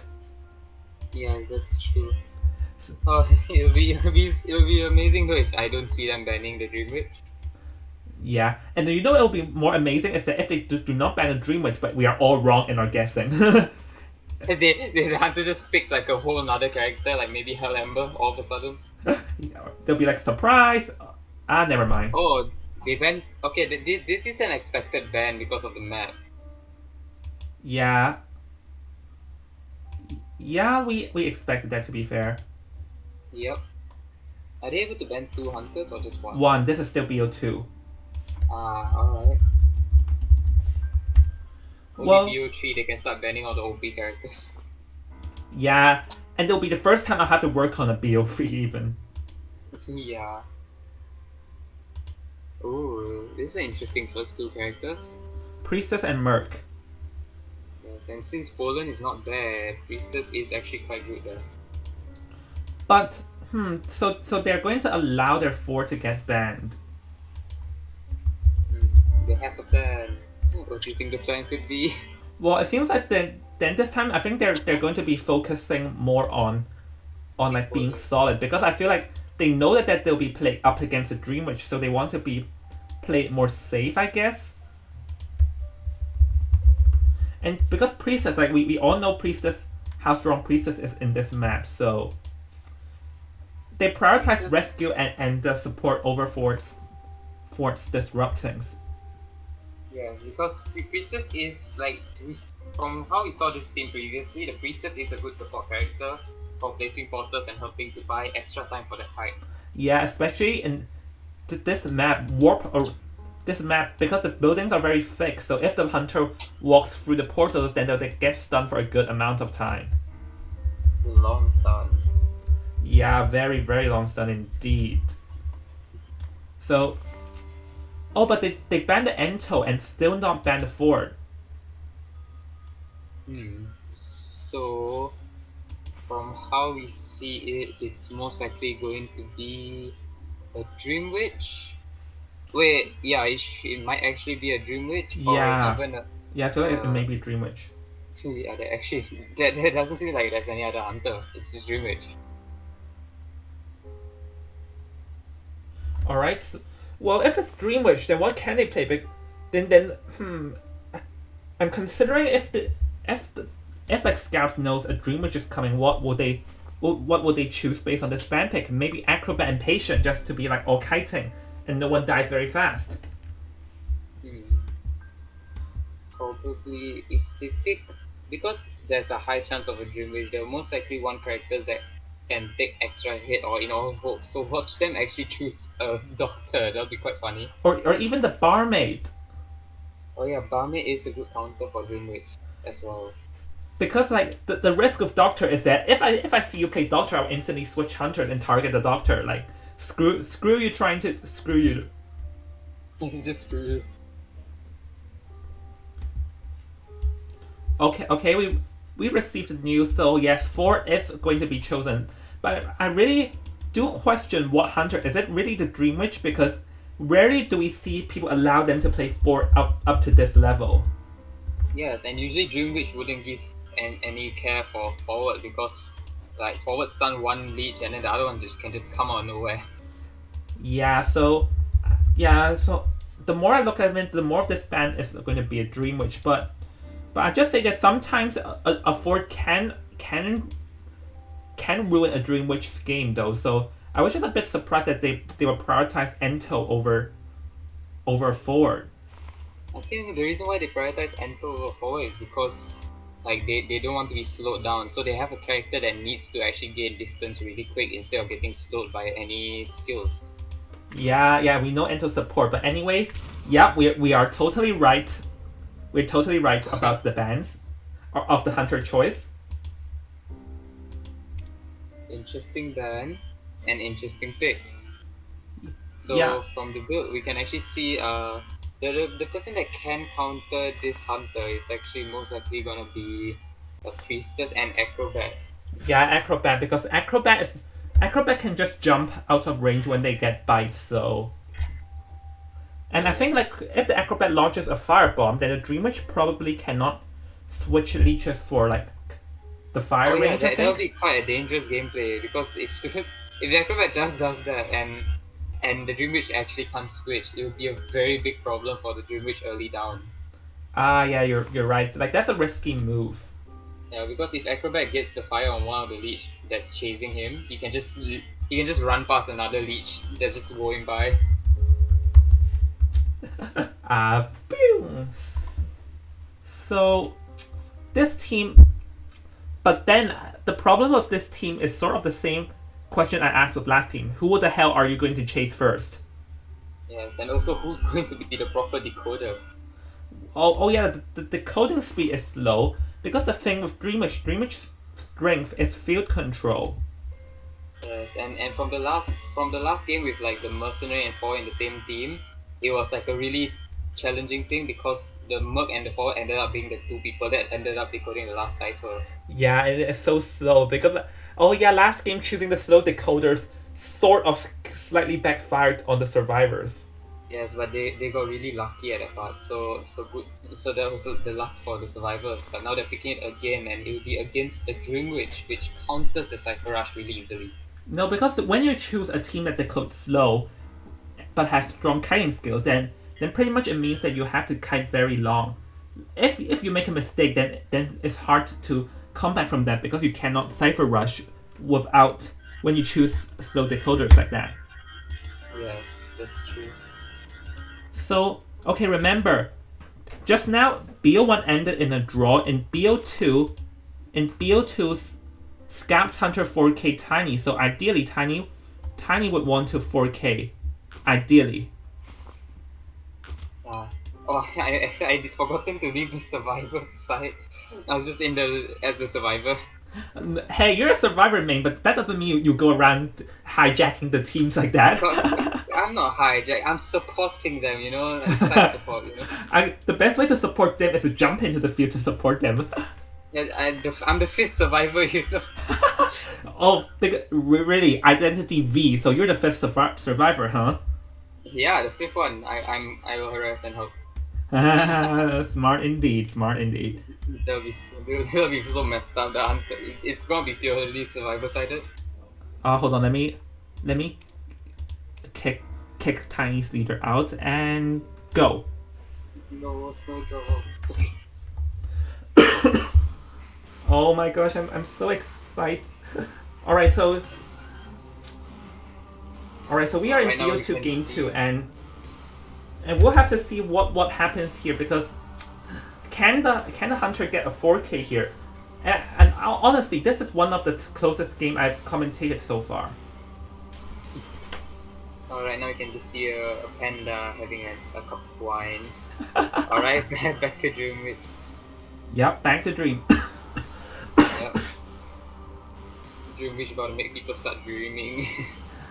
Well, because the fair, imagine Dream Witch in real life and all of a sudden out of nowhere someone appears out of nowhere and sneak attack.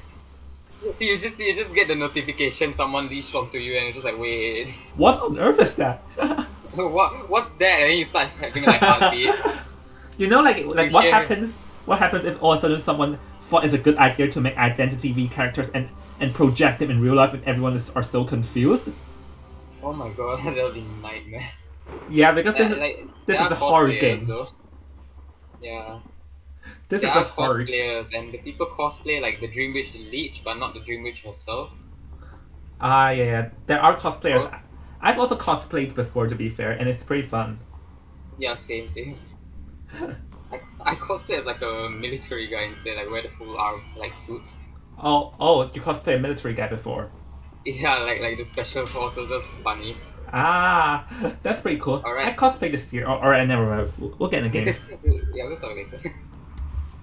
Alright, so from the Dream Witch spawn, why do I feel like the leash is gonna get hit by the tram? Oh, okay, it didn't. Alright. There's a pause real Alright. quick. Probably an error. My game was crushed. Oh, the hunter had problems.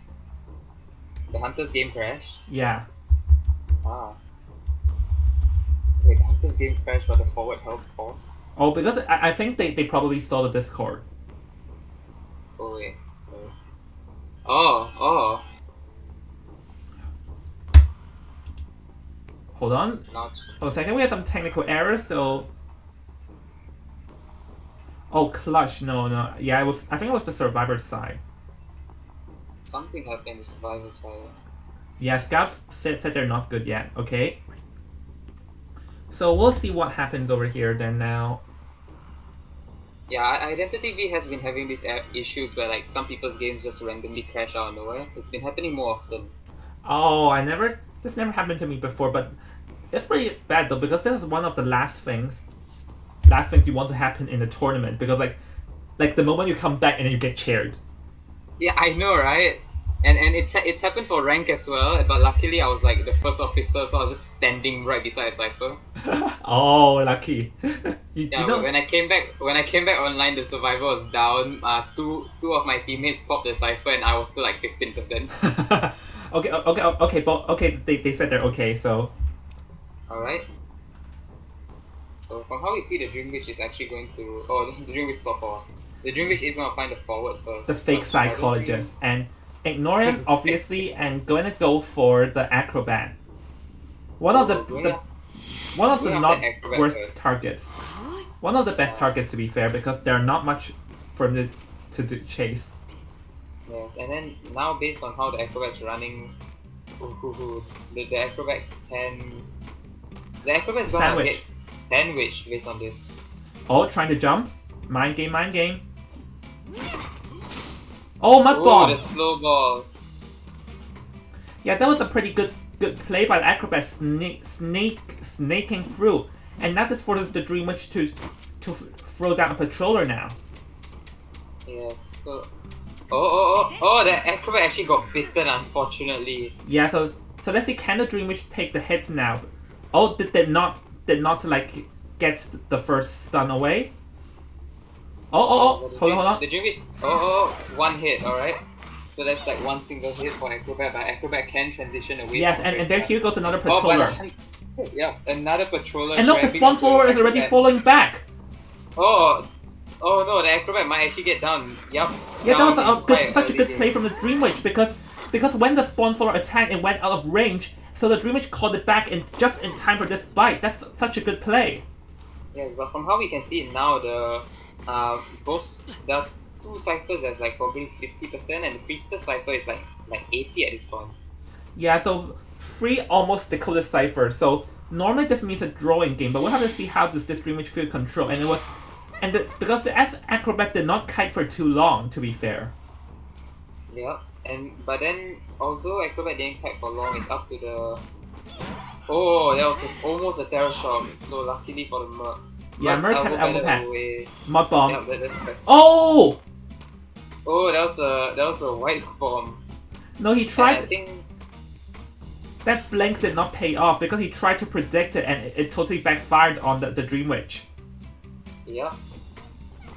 Oh, but then now Acrobat managed to escape luckily, but then now there's like 3 leeches surrounding him. Yeah, 3 versus 1. Oh, but Acrobat is currently dancing around these leeches now. Yeah, it's quite stressful. Plus, this leech is making it harder for him to debate where to go. Oh, the nice pallet stun.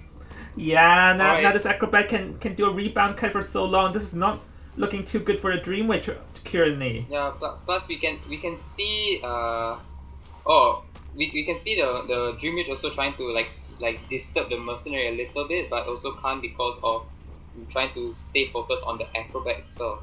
Yeah, and the mercenary also has a purple mark, so I feel like it's got a hit out of nowhere from the priestess though. Priestess almost got like a terror shock at that point from like it was like a jump scare. Yeah, that was a jump scare because the priestess did not know where the leech was, and to be fair now, no one can exactly clean the acrobat's leech because the merc is the only one with the mark. Yes, and from what we can see, the merc is really struggling trying to get rid of his own leech. Yeah, so the dream witch is doing a controlling type, but here's the thing: if you cannot chair someone, this will forever not be good for the. This will forever not be good. Yes, and from how we can see, the acrobat is going back into graveyard to hide. And Yeah. Hunter already switched to Blink, so it's gonna be a little bit difficult for the acrobat to gain. The Yeah. leech just got ran over by a train. Oh, really? Yeah. I'm not.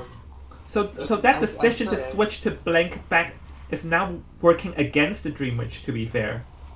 Yes, and the fact that the train is like the new MVP. Sort of yes and sort of no, but sneak attack, sneak attack, sneak attack! A terror shock on the priestess, so Yes, so because now Hunter's going to prioritize the priestess first, but the acrobat still has a leech on him. yeah, so actually that terror shock is actually going to change things though, because now the acrobat does not dare to decode. Because acrobat Yeah. cannot clean his leech. And he's unable to clean the leech. The only person that can clean leeches is the merc who's at the corner. Yeah, so actually now that the Dream Witch can totally control the field. And oh no, fail the sun. Trying to terror shock. Oh, that was a nice attempt though, but the Dream Witch did get a hit on the priestess again. So And actually, there is 2 ciphers left, so but the thing is that no one can decode right now. Like, completely, the Merc is the only one that can decode, and there's too many fall leeches on the field. Acrobat can't decode, so this is actually slowly getting into the Dream Witch game. yes, but acrobat has a 80% removal already, so he can actually remove the leech on time.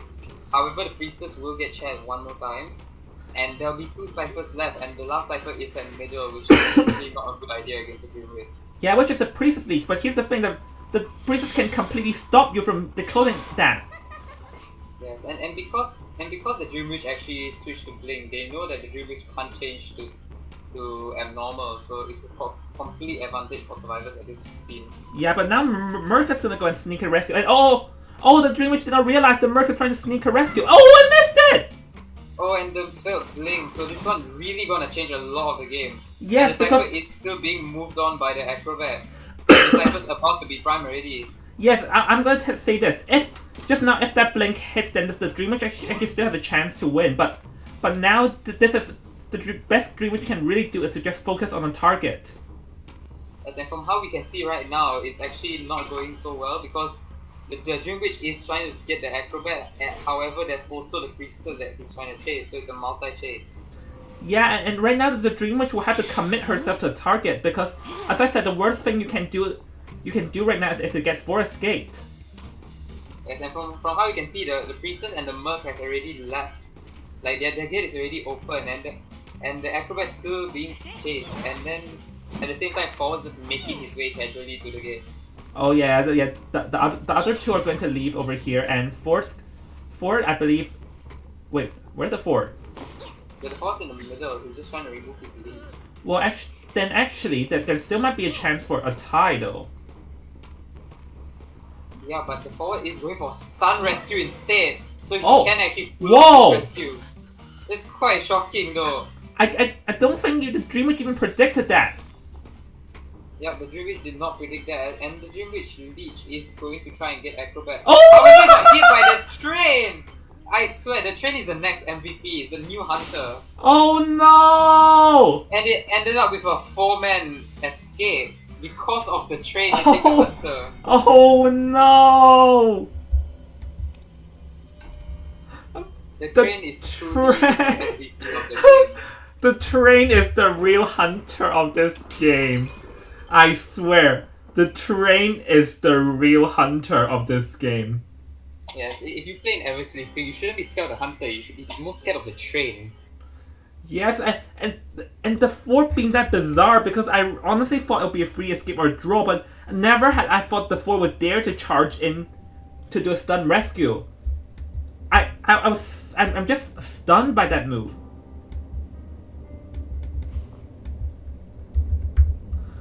With that, this is a freaking 10-0. For BO2, right? Yeah, BO2 is a 10-0. B1 is a tie. Oh, so this is changing quite big for one of the team. Yes, this means that Tiny will have to get both a 4K and a 4 escape to stay alive. Oh, and this is gonna be a really stressful game for Tiny for next game. Hold on a second. Let me explain the BO3 rules in the chat first.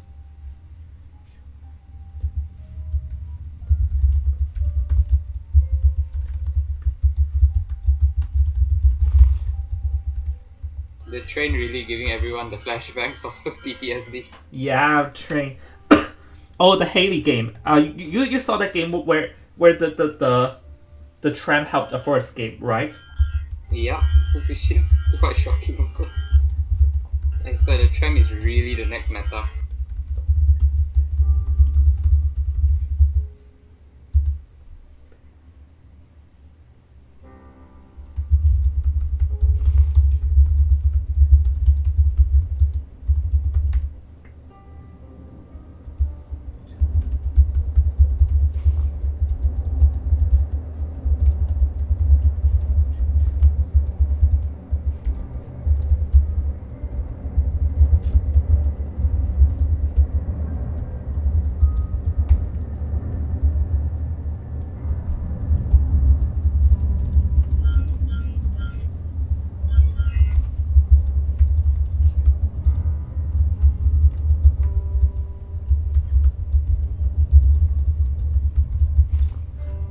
Yeah, about that Haley game is that after the free escape, then the guard 26 was mind gaming with Haley and do you know that there's one cipher that's very close to the tram, and like that place is like around the corner of the map near the graveyard. Do you know where I'm talking about?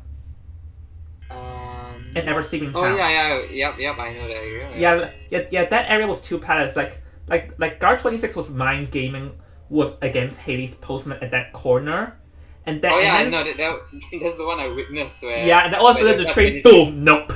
The train's like nope, nope, no mind games allowed. Freedom for. Yeah, like just now, if it wasn't the train, probably can keep one. Oh my god, train is too OP, man. Nerf the train. Hashtag nerf the train. Yeah. So seeing both hunters and survivors getting like bullied by the train, and it's mostly the hunters in the end.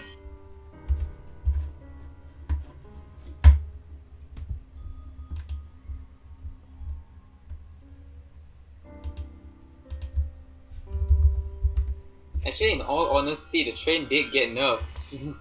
You remember the last time where like if a survivor gets hit by a train, they go straight down? Yeah. Yeah, I know that this was how the train was like in 108 seconds. You know, like I saw this in IVL and there was one Dream Witch that used a patroller to bite a survivor on the track, and then that same survivor got stunned, got knocked over by a tram. The new most dangerous meta back then.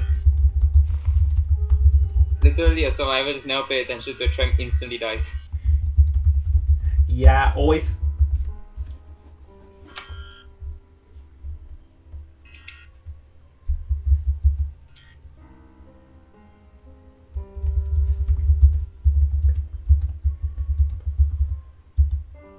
Oh, okay. So here's how BO3 map picks will work. Is that the coin flip winner can choose either to ban, like banning map exists. Like you can ban a map for your opponent, and then the opponent can choose a map. So what map do you think they're gonna be banning? Yeah, I have no clue because this depends on what map scouts are afraid of, because Tiny wants the map pick. This means that this gives scouts the chance to ban one map first. So Scouts can ban a map for Tiny, and then Tiny would choose the map. I think the Okay, one and map here's that Scouts would ban. yeah, I have no clue because I've never tried doing this sort of ban before because before I just allowed the coin flip winner to choose a BO3, but if we're following in COA to COA rules, then that's not how it works. Ah, Yeah, I think the map that they will ban it will be most likely Church instead. What do I'm you not. think? I'm not sure because it really depends on how confident scouts are. They'll probably ban one map they're the least confident in, I'll say. Hmm. What map do you think they are least confident in though? Well, I have no clue because probably scouts are the only one that knows it. Yeah, they're confident in all the maps. Well, if it's up to me to ban the map and then ignore my teammates, then I'll ban Sacred Heart. Just the stupid hospital. Sacred Heart is very much a survivor side game. Like Yeah, once the survivor gets into hospital, you instant win already. yeah. I cannot tell how many times I had a good game, but the moment the survivor entered the hospital, I could not chase them down at all. Yes, and from the last game where we saw Twisted Stars versus anti-randoms. No, Twisted Star never played against anti-randoms. Oh wait, no, not anti-randoms. Twisted Tiny. Stars versus Tiny. Yeah, Twisted Stars against Tiny. We remember how the hunter completely lost at Anto, I think, because of the Yeah. toy merchant's trap. Yeah, the toy merchants jumped and boinked into the hospital. So just completely changed like every game right there. Yeah, it completely changed. And at first we thought the toy merchant was just playing around because toy merchant like placed the jump pad down and immediately jumped. Yeah, and didn't really think of that, but they communicated that. And Ento at that game instantly knows where to go. Yes, plus now because of the new buff, it's sort of like a buff. Now all survivors can actually see where the jump pads are placed on the ground. Oh, look at this! Seems like Tiny is trying to do some. I can see what game is Tiny playing from this choice. Ah, Yeah, you see what game are they? Yeah, I think you realize what game they're trying to play. they are going for the survivors. Yeah, I feel like they want to replicate what they have done against Twisted Star. It's gonna be a very tight game right now, and in this point of view, if they do not ban the toy merchant, because toy merchant will be the game changer from the looks of it. Yeah, but we'll have to see though, because remember, Tiny is under a lot of pressure because they have to get a 4K and a 4 escape simultaneously. Yes, and they can't even have one survivor killed. Because, No, Yeah. not allowed. Because they got 10-0, and that's one of the last things you want to do, to be fair. Yeah, so now even if they have a 3 escape, they will have to force the rescue for the 4 survivor. Yeah, but to be fair, just now at that game is that I feel like the Dream Witch had a bit of a was a bit too like impatient with her blinks and stuff, and had a bit of a lost focus in mid game, because Yeah, switching I think targets. it's a pressure. Yeah, because over there, like we predicted that this team can kite a Dream Witch, but the Dream Witch had a bit of a lost focus after she missed that blink. I feel like. The first blink, I think that the hunter probably panicked and like started like doing things too hastily. Yeah. Yeah, I feel like the Dream Witch panicked after they missed that blink. Yeah. Oh, but from how we also know now is because Tiny chose hospital, it might also go with Scout's team because Scout's survivors are also quite decent in the game. Yeah. Yeah, because we saw. Because just now I have a feeling that Scouts chose such a solid team to counter the Dream Witch, because I have an inkling feeling this solid team is used to prevent the Dream Witch. Yes. From how we can see, because they banned Chinatown, like since they banned Chinatown, they really do not want like to get like those kind of draws and stuff. Yeah. So basically, Scouts is like trying their best to also get like probably a 4K as well and a 4 escape. Yeah, well, to be fair, scouts chose survivor first because it's pretty simple. Because no, oh wait, scouts chose the survivor to go first instead of the hunter. So we'll see. Because I thought they would choose the hunter first because it's easier for the hunter to target one the entire game. I think based on this, I think because they chose survivor first, they'll most likely just want like they just want to see if they can at least make one survivor escape, because if one survivor does escape, the hunter can just go friendly at that point. Yeah, and hey, maybe we can see some wacky stuff when hunter goes friendly if that happens. Then the hunter like knocks the survivor, and when they're dead on chair, the hunter just leaves them and then starts like prioritizing other people. Or maybe we can see something like Hell Ember appear. The hunter just chooses a character they don't even know how to play, like Yes. Ember Reptilian. Well, to be fair, like when they won, some teams would choose to still like play as normally as possible, just to like for a good sportsmanship and try giving it their all. And some choose to be wacky just because they can. Yes, because from what I remember, the last tournament that you hosted, there was one from my guild, Pola, right? He Yep. went friendly halfway and let them enter the dungeon. Ah, yeah. Yeah, that was like one of the team. Oh like, yeah, I remember the BO4 because like they already won, so he just let them get out through the dungeon. Yeah. So it's like showing some nice like what's it called, game spirit, I think. Yeah, sportsmanship, I think. Yeah, sportsmanship. Sorry, my bad. So can you imagine if they show like some nice sportsmanship there as well? Yeah, because Like in the end, like, you finish it first. Because if one survivor escapes, the hunter can actually go friendly. But if the hunter wants to, the hunter can try. And if it is about to be a 4K, the hunter can just go like, oh, here you go, here's the dungeon, like that. Yeah, because like the thing is that while this tournament is competitive because we have prizes, but in the end we are in the end like us. I think there's a saying in Chinese, I don't know what it is called in English, is that the competition is second but friendship comes first. Mm-hmm. Just like in the end, and it's just mainly to have fun in this tournament, to be fair, because I had lots of fun. Yep, same. So yeah, like I feel like prizes doesn't matter. It's just more of having fun playing against strong teams, because I'm having so much fun commentating. So anyways, Yeah, you usually just have fun and like and enjoy the experience of like a tournament type of thing. yeah, that's one thing of Twisted Star V. They were completely new and they got to like dominated against, but they just enjoyed the experience of even joining one.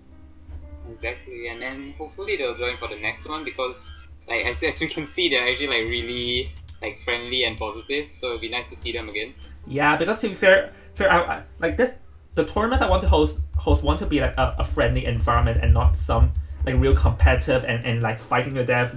To be fair, I just mostly wanted this to be friendly in the end. Yeah. Anyways, we have the bands, so Seer, Priestess, and Ford, which is not too surprising. I And think a forward ban now. yeah, Is it gonna be a Bonbon again? well, it's actually No, possible. Would Bonbon ban a Seer though? That's my question. I don't know, because the thing is that if they don't ban the Seer, because like if Yeah, they don't but ban the another Seer, then they'll location. ban Guard 26. Yeah, that is true. So most likely it could either be a fake, like a fake out for Guard 26, or the hunter's actually gonna be like something else unexpected. Yeah, no, yeah, I feel like it may be a fake out, because like if they really are determined to get that bonbon and like not ban the Seer, then I feel like scouts, like the other side will realize what's going on immediately. Yes, well, we can see what they picked in their team layout again. It's gonna be like the Merc and Ada. Yeah, and psychologists. Yeah, pretty standard picks, because like there's no Ford to go and harass this time. To be fair. Yeah, so now Merc will be like the prioritizing rescuer. Yeah. Well, to be fair, Merc is always the prioritizing rescuer. Yes. Oh, and we can see the survivors their fourth pick for their survivor, and everyone's just cheering for it because it's just popular apparently. I just saw it. Yeah. We are seeing a cowboy, but hold on a second, because I accidentally lost the image, so I have to to remake an image on the spot. Yeah, I'll just invite the survivors in while I'm fixing my Bantic screen. Yes, let me play custom with them first. Let me just hop into a rank match and then hop right back in. Yeah, I can just do that. Just Ranking in the middle of a tournament, pretty good, huh? you give me 6 minutes, man. Give me 6 minutes. And then 6 minutes you're back and whoa, what? The match is over already? Yeah, we 4-man lost by accident. Totally not me throwing, yeah. Well, because before in IBL there was one match where the game ended in under 4 minutes. They got 4K in under 4 minutes. No, that happens. Like in high tiers, it will be shocking to see, but like when I play Hunter at low tiers, although I'm experienced, I see these things happen and I'll be like, oh nice, 4-man in like 3 minutes. Yeah, and in low tier it's just like rescue. In low tier it's like just very very easy, but in high tier it's actually very rare. So that's why how shocking that was. Yeah, in high tiers, actually getting like a 4K in just 4 minutes, it means like something really went down. Yeah, like it seems like the survivors, something really went very wrong for the survivors, I'll say. They just decided, nah. Okay, so let's see what are the next bans. Acrobat gets banned, and then everyone is cheering for the Acrobat ban. Yep, because the Acrobat is the most common guy. And remember, because Tiny Hunter got screwed by the Acrobat last game. Yeah. Oh, but look at so the survivors they pick next will be like a cowboy and a patient, right? Yeah. And then look at what is a hunter they picked. Hold on. No, don't spoil. I'm still working on the Bantic screen. Don't worry, I'm waiting for Alright, but Cowboy... So hold on, the team is Cowboy, Patient, Merc, and Psychologist. So I actually think how Cowboy performs will be one key factor in this game, to be fair. Yeah, because if Cowboy does fail his lasso like one time for a rescue, it can change the entire game. Yeah, exactly. And actually Cowboy is not a bad kiter on its own, to be fair. Yes, but now because of the layout, we actually do have a hunter that I think even you do not expect it to be. Oh really? Then I'm... If it's something that even I don't expect, then I won't bother guessing, because let's see then. I'm prepared to be surprised. What? What? What? Exactly. It's a really shocking kind of character.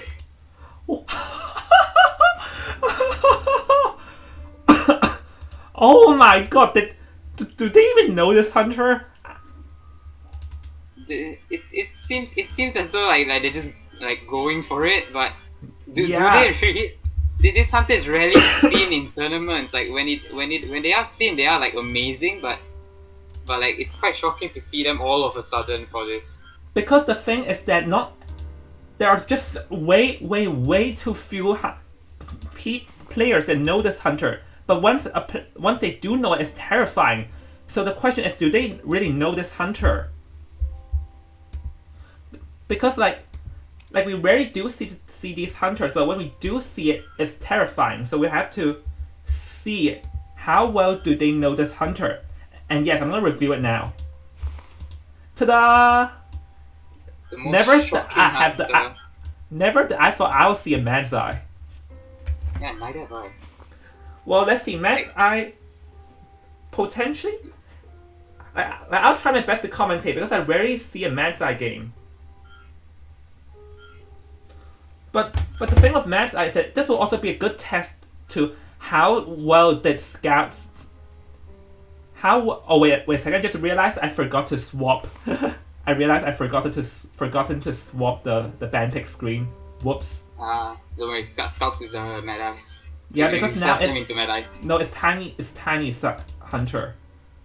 Yeah, I forgot to swap the Bantic screen, so I'm gonna swap it real quick.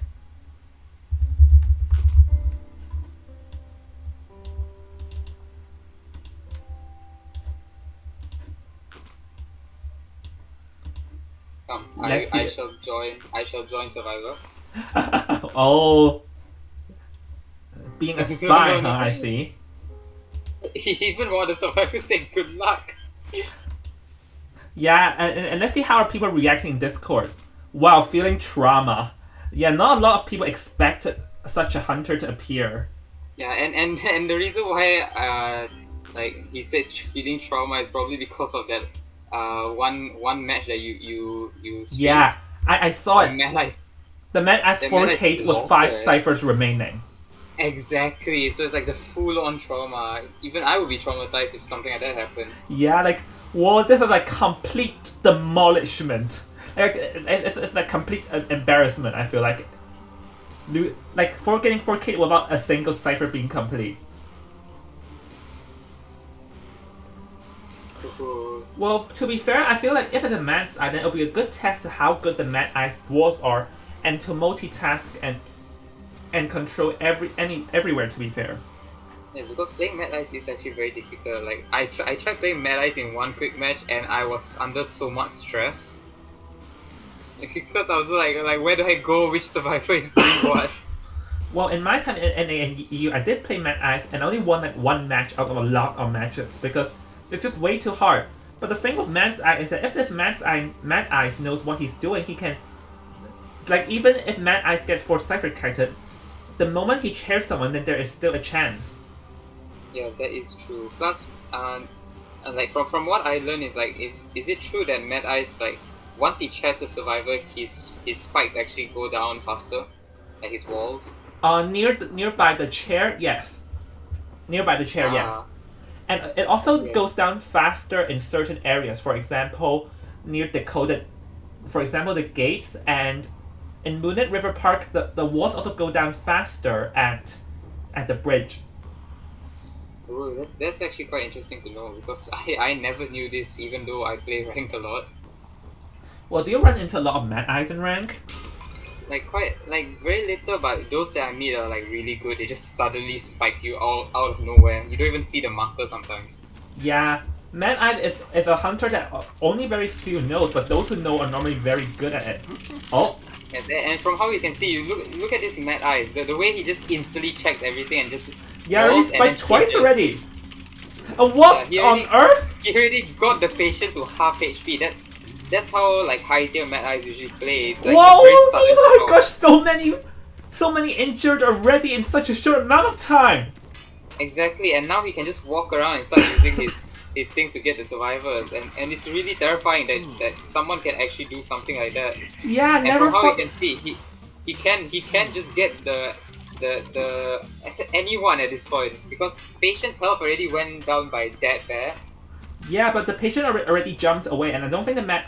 Oh wait, the Mad Eyes does. Wait, he's trying to heal. Wait! Watch out! Oh, the hunter saw the psychologist instead. Oh, but he missed the swing on the psychologist, which can.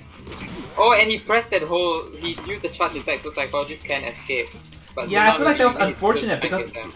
If the Mad Eyes got the hit on the psychologist over there, then actually that whole healing would have been a bit of a waste. Oh, half health already. Oh, and he did use the teleport already just to catch up distance with the psychologist. Yeah, so to be fair, that backfired on him. That missed hit. Because if that hit worked, this psychologist would have already been down. From how we can see, he's just trying to corner off the psychologist to even go anywhere at this point. And Yeah. because of this, psychologist is going to die at a corner from the looks of it. There's no place for this psychologist to go. This is the walls of despair.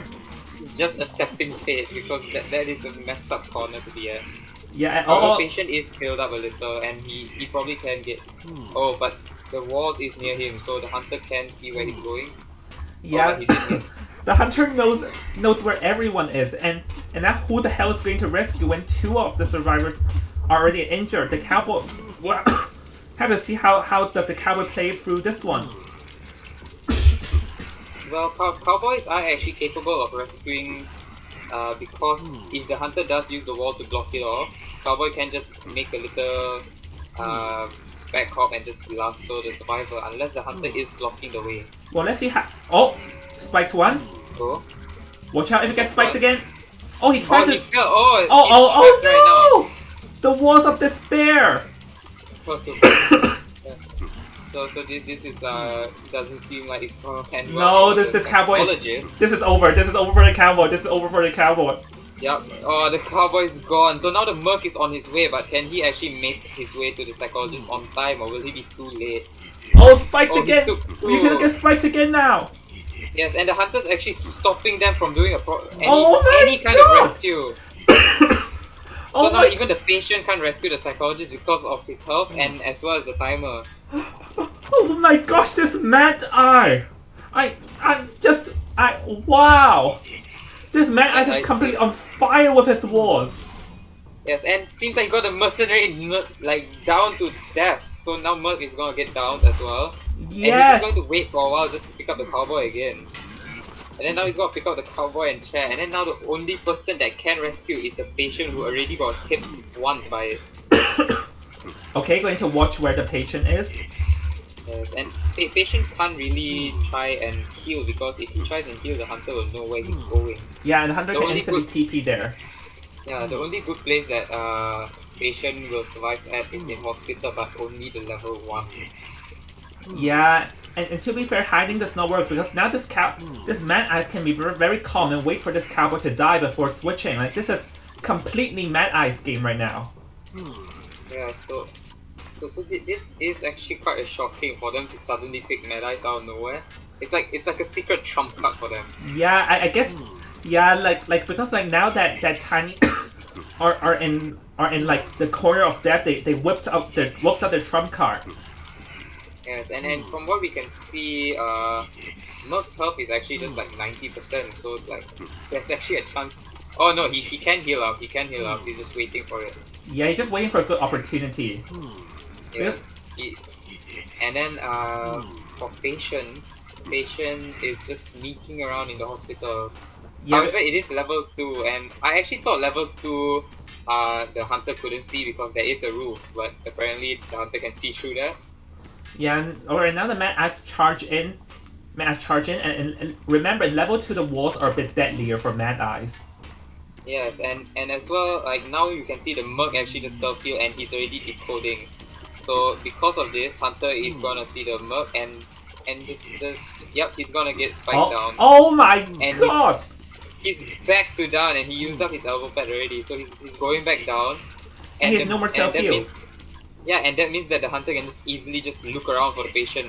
Yes, now all he has to do is to just sit around and play here, like spying over the place. In the moment he sees where the patient is, get instant TP. So this patient will have to do a very great job in trying to hide. But wait a minute, Tinnitus is here, so this is not looking good because the Mad Eyes will know your approximate direction.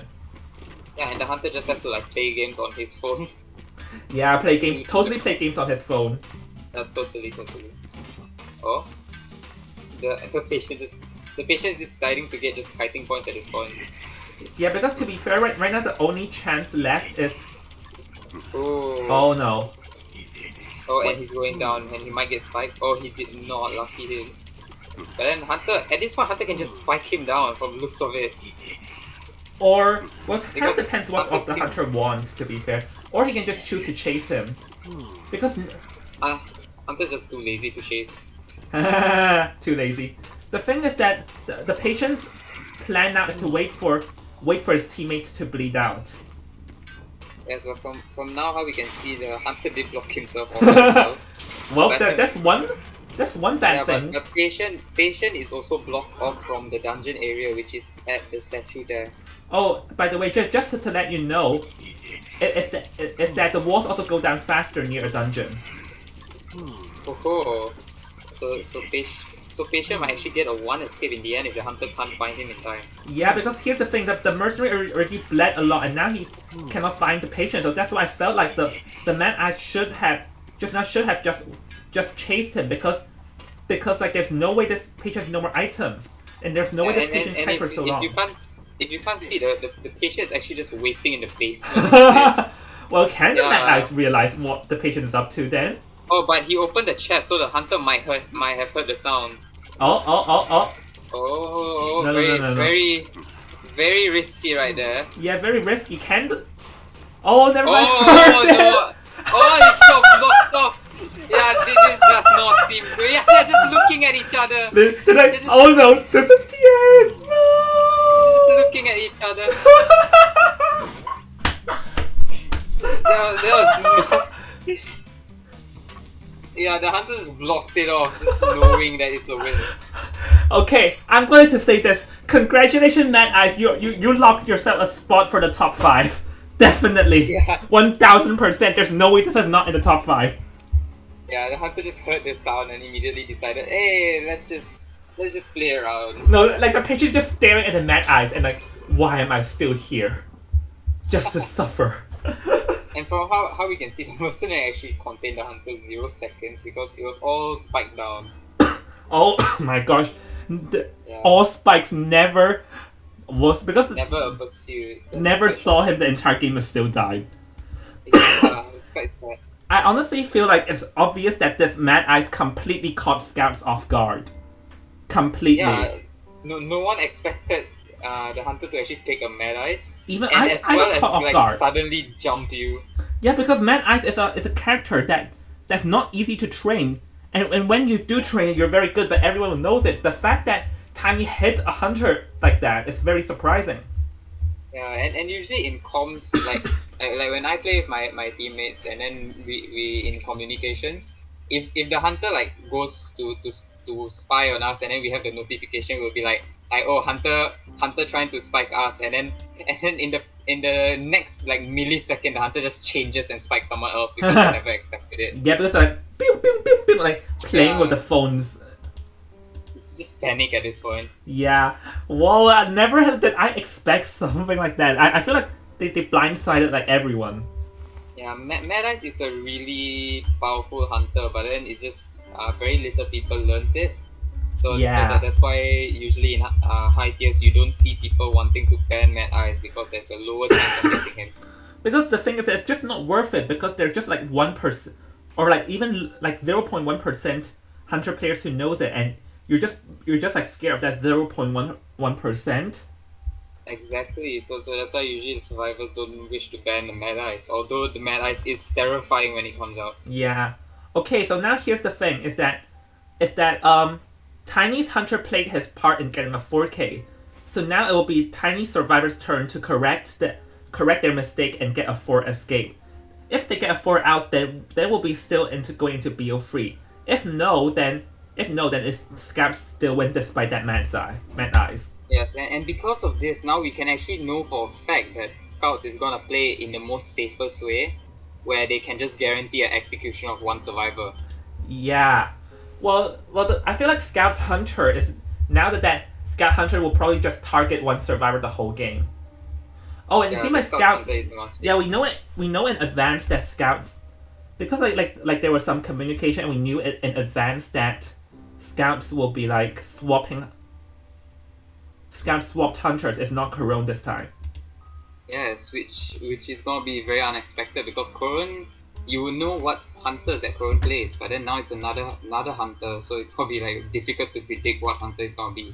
Yeah. So to be fair, if they don't know what hunter is going to be, the only thing they can really do is to ban the hunters that they're the most unfamiliar with, I think. Yeah. So most likely because of this map, I would have like normal in this map I would ban the breaking wheel, but No, breaking But wheel is now- not too good in this map, to be fair. yeah, and except for like the front gate area because it's too out in the open.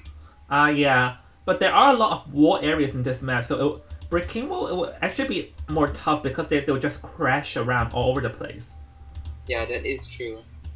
Oh, Hold on, I'm just working on the ban pick screen at the moment. someone choose to ban the Dairy Queen.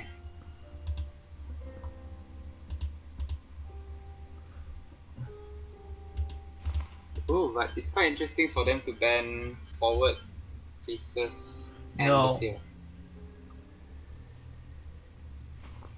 Oh, okay, Dream Witch and Bloody Queen are standard bans. Yeah. Well, And Bloody actually Queen is for- more of a for them- tying hunter, but some Bloody Queens are really terrifying that they can hit with every single mirror. Yeah, that is true. The usually most survivors will go down by the second mirror. Yeah, unless you have have you're patient that you can use one item to nullify one mirror, which is good for the survivors because Buddy Yeah, Queen's one mirror is so long. yeah, because in high tiers our logic is like if a survivor gets down by like one mirror and one basic, we don't rescue at that point because Ah, it just means that like they just can't avoid the basic hit because no one will ever try and get a basic hit from Bloody Queen because well, once you get a basic hit and she mirrors, you're just as good as dead. oh, yeah, I see. Because like in Bloody Queen, every hit you get must be from mirror or blink. You can't get a basic hit out of nowhere. Yes, because if you get a basic hit out of nowhere, it really changes the whole game. Yes. So what about the survivors who go down in one blink and one mirror? Then we would actually rescue because as long as the hunter uses up their blink, we consider the survivors decent enough. Yeah, because like using a blanket is already good enough because they don't have the abilities They for don't mid have game. Yeah, so we will actually know what skill the hunter has as well as we know that the hunter uses a skill.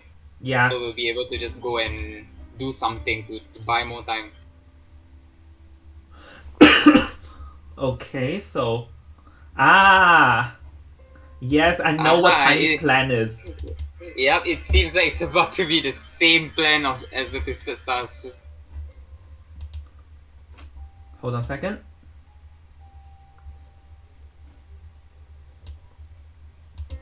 It seems like they have the same plan against. They're using the same plan they did against Twisted Star V. Yep.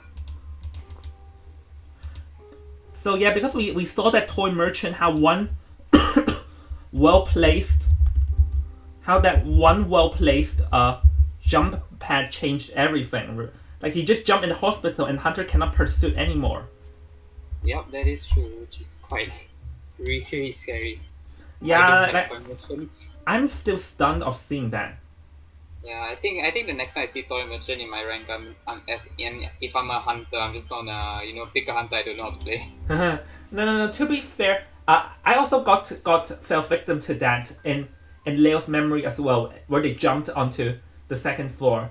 But but normally a toy merchant herself is not hard to chase because especially I play Knight, so if they just jump off the jump pad, I'll just instantly throw my harpoon and swim to chase them. Yeah, true. And for me, when I play as Ripper, like when you're invisible, you're faster. But then the problem is also like I can't catch up to the toy merchant gliding. Yeah, it is pretty fast, but then the places she can really go is also kind of limited when flying. To be fair, that is true. That is true. Because like if not right, she'll just crash into the wall. Okay, psychologist, and remember, Tiny Survivor must get a 4 escape. They cannot afford even one person to die. If I'm the hunter, you know what I'll pick? I'll pick Disciple. Oh yeah, Disciple can just stop one entire survivor. Yeah, because the thing is that even if she's bad and misses her ability in Gate War, because it's like her cat's cooldown is only 10 seconds, she can instantly scream it away and then use another cat after 10 seconds. That is true. And then now because of the kind of like survivor that's being chosen, right? It seems like the hunter's like gonna be like either on looks of it might be a sculptor. Wait, sculptor got banned, right? Yeah, no, Sculptor did not get banned. Oh, sculptor did not get banned, so it actually might be a sculptor from the looks of it. Alright, so Coordinator and Batter. So, yeah, ensuring their escape, because Coordinator's flare gun can be deadly in late game if somehow the Coordinator did not get found first. So I can totally see them, like, unless the situation really calls for it, I can totally see the Coordinator not using her flare gun and saving it for the Gate War. Just imagine the hunters just decided like hey, I'll go easy and like they just pick like Geisha or something like that. Oh, like Geisha, Hell Ember and stuff. Can I call you the god of predictions, please? Why? Go and check what hunter they chose. Bloody wait. Oh. Alright. Yep, got a prediction. No, it makes sense. Actually, this totally makes sense. Geisha makes sense. Geisha Blink is god tier in keeping one survivor. because Geisha can just constantly dash and like hit the same survivor. Yes, just tunnel the hell. And yes, Oh my this time god. I finally got the hunter image because last week I forgot to prepare the geisha full body image. Ah. Oh, the Geisha. It's do or die, man. It's This is do or die for Tiny. Yeah. Well, Geisha. Wait, since it's a Geisha and then now there's a coordinator and a batter, the Geisha most likely will bring excitement at the start.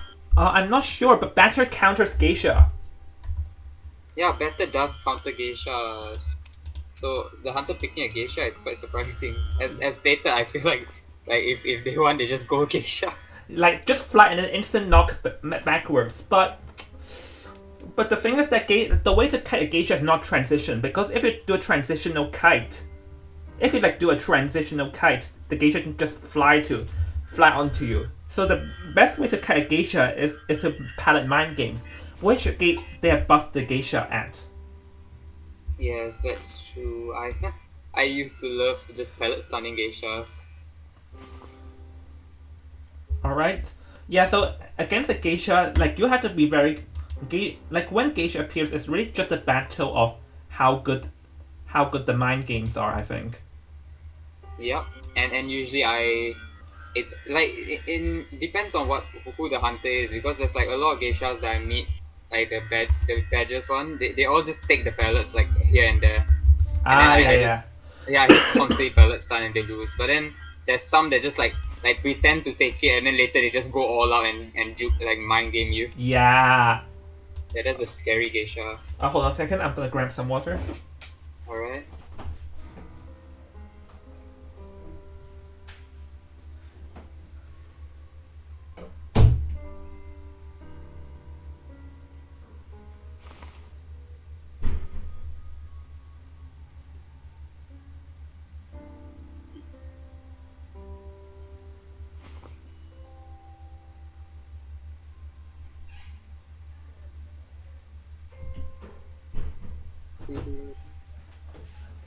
Okay, I'm back. So, Hello. hello, I'm back. Oh, is that the hunter? Hold on. Yes, it is the hunter. Hold on a second. Let me check something first. Let me check something real quick first. It is I, the hunter. Hold on. We have a problem. Yeah. Hold on a second.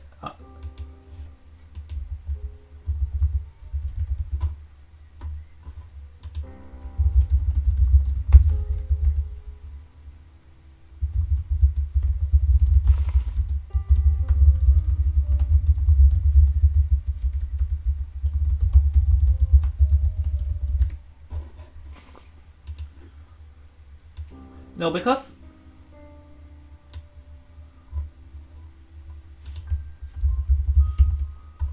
yeah, hold on. No. Just something I want to ask first before the game begins. Alright. Because like this is.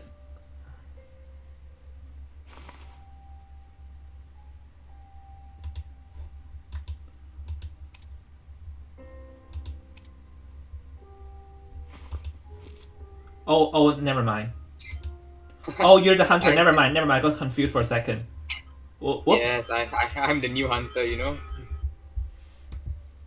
I'll help them get the one kill, you know. To be fair, if it's a 1K, even if I'm against the top survivors, like even the wolves, and I know that my target's a 1K, I probably can still do it. Probably. Like if you're really focused on that one and then you ban, I'll play Disciple 100% for sure, because Disciple is the queen of keeping one survivor.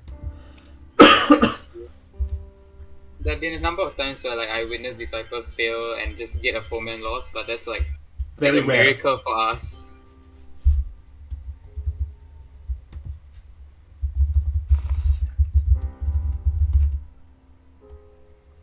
Okay, they're in. Yeah. Ooh, it's different hunter. Yeah, it's a different hunter because like yeah, this was the about the issue I told you before this game. So yeah. Ah, I see. Okay, so yeah, Geisha though. Geisha flying around. Geisha actually would end up being good like when entering hospital because she can just go through that window. Yeah, You know the window near the statue area there? yeah, Geisha can go through the window, but the thing though is that this map has a lot of palette. This Geisha about to eat every pellet.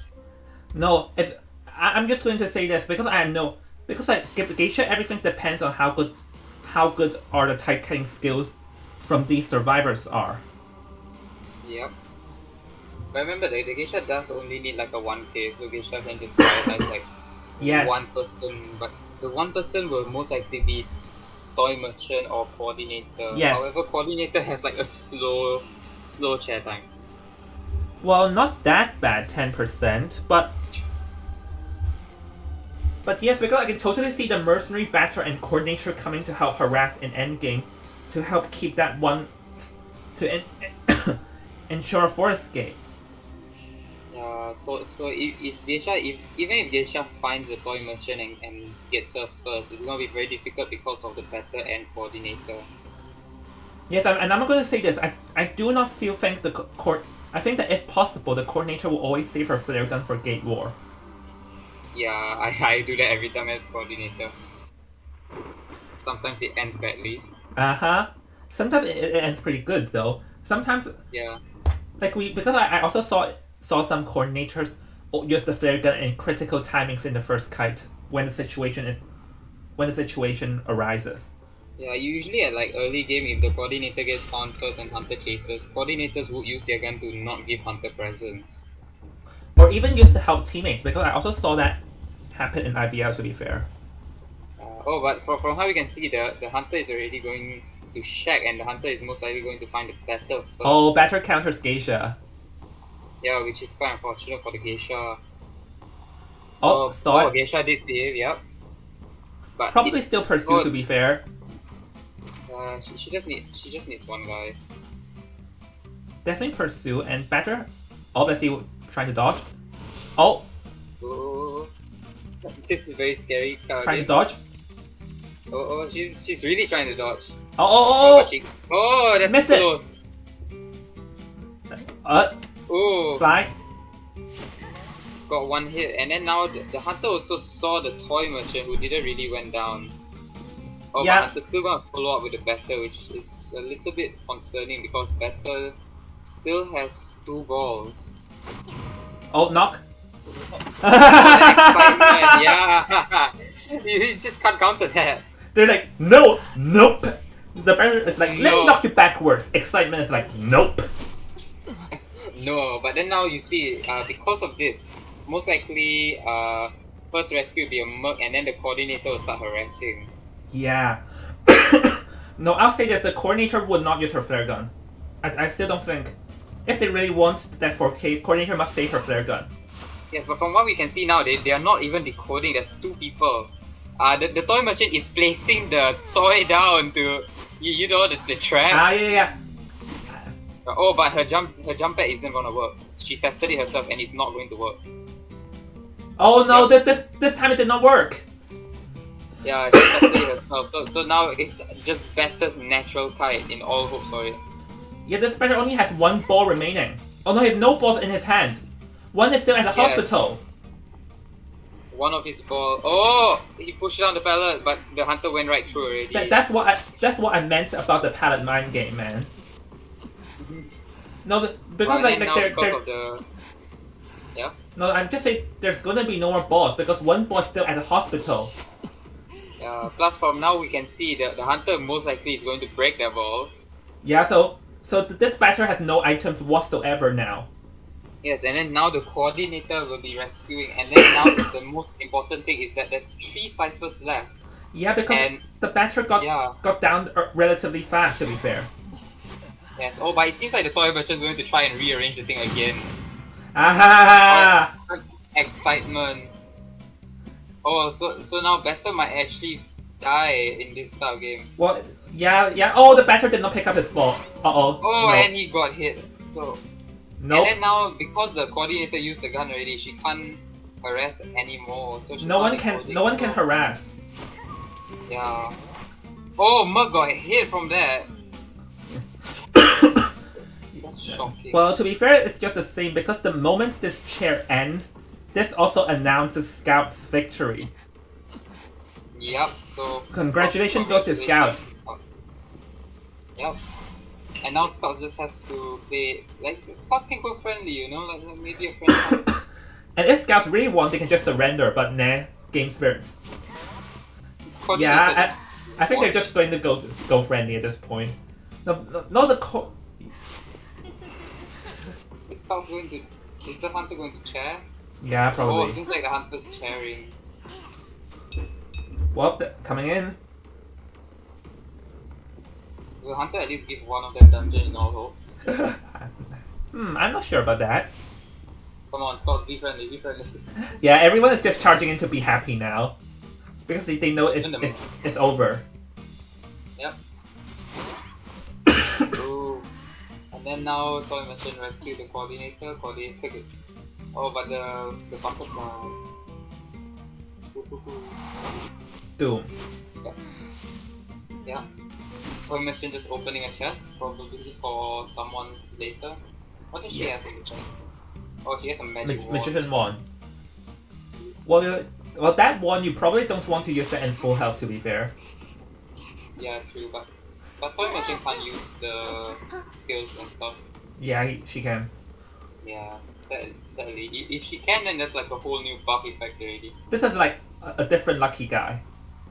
Yeah, it's a lucky guy that gets the things but can't use it.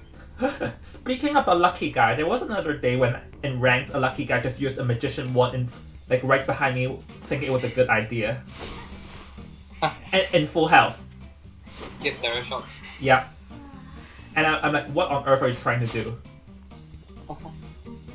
Oh! Too late for that. That's just sad. Oh, get hot in midway. Well, yeah. To be fair, like the survive because like they already lost. So to be fair, Yeah, technically just playing around. So yeah. To be fair, they're just goofing around, but yeah, the toy machine. It's going for the fun of it. Hunter's just following behind, just like this normal. Yeah, but to be fair, this Geisha's pretty good with her flying and mind games. To be fair. Yep, that is true. It's one of the Geisha I should be afraid of. Yeah, like that's kind of how you want to play Geisha. I agree. Oh, she can dash through that if she wants to. It's very difficult. Oh yeah, that specific eyesight. Yep. Let's see. Fly. Oh, knee-jerk reflex. They're the most dangerous battles. Oh, staring. Force you to break out. Staring contest. Can she make it to the... No. Oh, nope, hit the tree. Oh. Now there's a Merc just waiting. So. Yeah. Merc's there. Oh, Hunter saw the Merc. Is Hunter just gonna go for 4k at this one? Oh, yeah. Damn. The Merc just dance. Dance, dun, dun, dun. And the Geisha as well. Yeah, this is the end. Yeah, this seems like the end. The Geisha's just roaming. Oh, will the Geisha pick up the toy merchant? Yeah. Oh, yep. Yep. Yep. Okay, with that, congratulations to Dorian for getting a 4K, meaning BO3 ended with a tie, but BO2's 10-0 is the difference that counts. So congratulations to Scab for defeating Tiny by a grueling 1-0, and Scabs advancing to the finals. Tiny, unfortunately your journey ends here, but thank you for your extraordinary performance and your way throughout this tournament.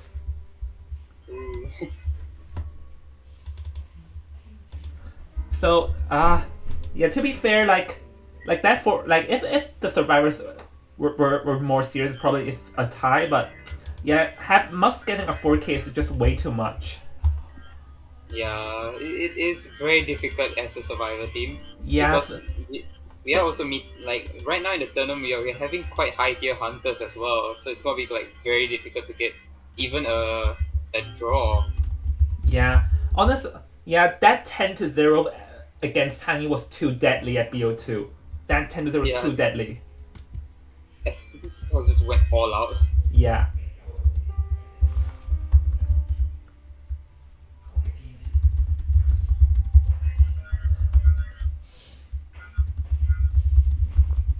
Yeah, This congratulations, time, guys. I'll see you at the finals tomorrow, where you'll be playing against Will Bubbles. ooh, sadly I won't be there because I need to go to work. Well. It's fine. I cheer for the two teams. Just Yeah. while To be fair, working. I'm not cheering for any team. I just want both teams to give me as close and as intense match as possible. I also hope that both teams actually have fun during this whole thing. Yeah.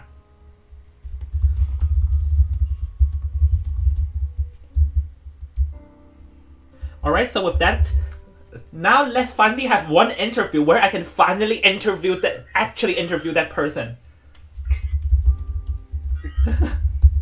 Let me join. Right, sure. If you want, you can come. You can come in and watch me interview. Yes, I shall start screaming in this interview. No, I'm kidding. oh my gosh. All right, so yep, I'm gonna hop into the interview chat. So see you around.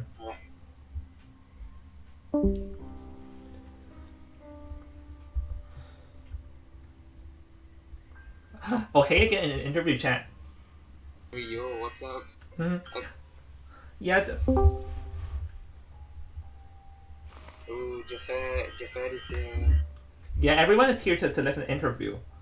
Yes, I they have also- no idea how to give you that Jaffa. I think you have to figure out how to Permission alone. to speak. Permission to speak. Permission. The tram. We're gonna. Uh, It's 1,000. they're talking. They're talking. Who should they send Yeah, to interview? yeah. They were kind of panicking. They're like, I don't know how to English that well. Like one of them is like so funny. So now, Annex went there. Please drag. Wait, who is near? Near. Wait. Who's near again? This guy? Wait. We have to drag him. We have to drag him. Oh, it's Acro Hater. Yeah, the Acro Hater. All right, let's the kidnap Acro someone Hater. into the interview All right. section. I think we need to drag him. No, I'm We're gonna go paparazzi style here. no, I'm trying to Paparazzi figure style. out how to drag because. Oh wait, drag. I can drag it for you. Alright, sure, drag him here. Let's Oh my kidnap gosh. someone if no one is going to interview. Let's kidnap someone, guys. Yes, let's kidnap them. I'm sorry. Hello, we have kidnapped you into We have the kidnapped. interview. Yes. For the paparazzi. I can't He speak. can't speak. Wait, huh? I'm sorry. Speak Filipino. I'll translate. I'll translate The translator. the translator. Wait, We'll just use Google Translate. Let's go. I can Oh. speak.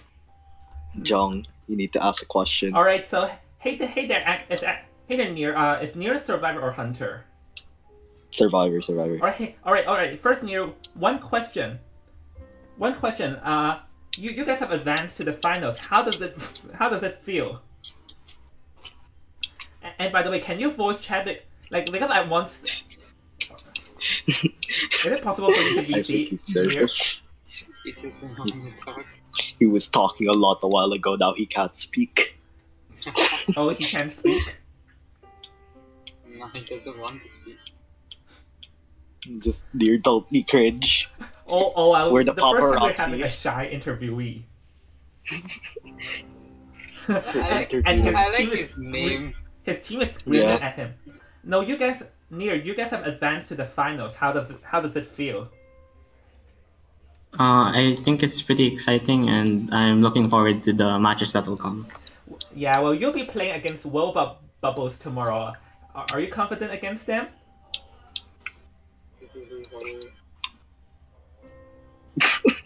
And once again, remaining speechless. It's legit stress in the conversation. My guy's thinking for like a whole 2 minutes before deciding on a good answer. I This is like the 200. Well, we will just try our best in our matches that will come. Okay. Okay, so one thing that I noticed is that this is actually a pretty intense game because this was the first match in the tournament where it went to BO3. So how did you? It must be pretty nerve wracking as it was pretty close at the start. Yeah, at the start it was really close. We just had bad comps in the end because of the lag. Oh, yeah, that game one was unfortunate, and in game two, I can see that both the hunter and the survivors completely shine. So I'm going to ask from your perspective. So I can see, and because in BO2 game two at your survivor side, and at the end game, your fort shocked everyone when they went to a stun rescue and get the acrobat and adding help from the tram get for escape. So how exactly did you guys plan that? That was really unexpected because our forward actually thought that he had died and we would get the foreman, but he didn't. And the tram is just a good friend, you know. It just happened in common. The tram was the paid actor. The secret scout member. The How fifth much do you member. pay the tram? That's private. Private. Oh, okay. Secret deals with the tram. Nice. Something that we won't see. Didn't know. Oh, and one thing, even though you're not the survivor, but we can see that the hunter completely controlled the field in BO2. So is it true that that Karon is a strong Dream Witch player and he can always control it like that for Dream Witch? Yeah, I felt like the Dreamwitch had really good control in the map. It's just like we just knew how to counter it. Yeah. Yeah, it had pretty good field control, Dream Witch, but Karon completely controlled the field. Oh, one thing I have to ask, because a lot of people curious. BO3, that Mad Eyes, man. How did you felt when you saw that being whooped out and then start crushing left and right? We were honestly surprised with the Mad Eyes play, and really the Mad Eyes played really, really well. Like the camp, I didn't expect to get stuff. Yeah, yeah, it completely surprised us. So, yeah, but thankfully that win at 10-0 was good enough for you guys because you guys swap Hunter and then BO3 1K is already good enough. Yeah. Yeah. Okay. So one thing though is that who do you would give the MVP for this game? Because I've seen some MVP talks in the chat. For BO1, I really think it was the Priestess. Like, I would have kited bad at the start if it wasn't for the Priestess portals. Oh. Yeah. I can see that. So one thing though, is there anything you want to say to Tiny after such an intense game? GG, everyone played well. May we play again in the future if that happens. Alright, anything you want to say to Well Bubbles playing against them tomorrow?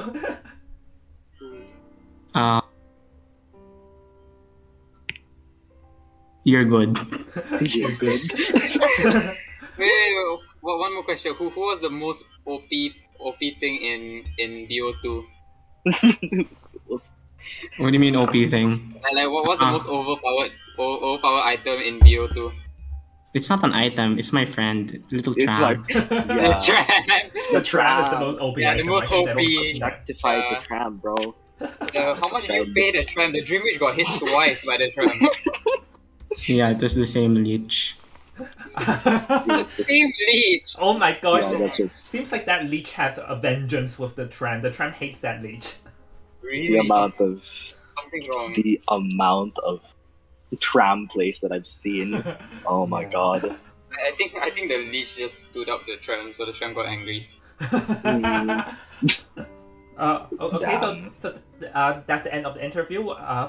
Thank you so much for your interview, and once again, congratulations to your team Scout for advancing to the finals. And I'll see you tomorrow at 3 p.m. where you'll be playing against Will Bubbles. Thank you. Bye All right, bye. thank you. See ya. And all right, for everyone in the stream, that's the end for today. After one finally more intense game that we have seen, and really, guys, thank you for tuning in the stream and following up to the tournament. So now, if everything has come down to this, and we're left with two remaining teams, Scouts and Will Bubbles. Who will win? Find out tomorrow at 3 p.m. I'll see you tomorrow, guys. See ya. Bye. See you guys.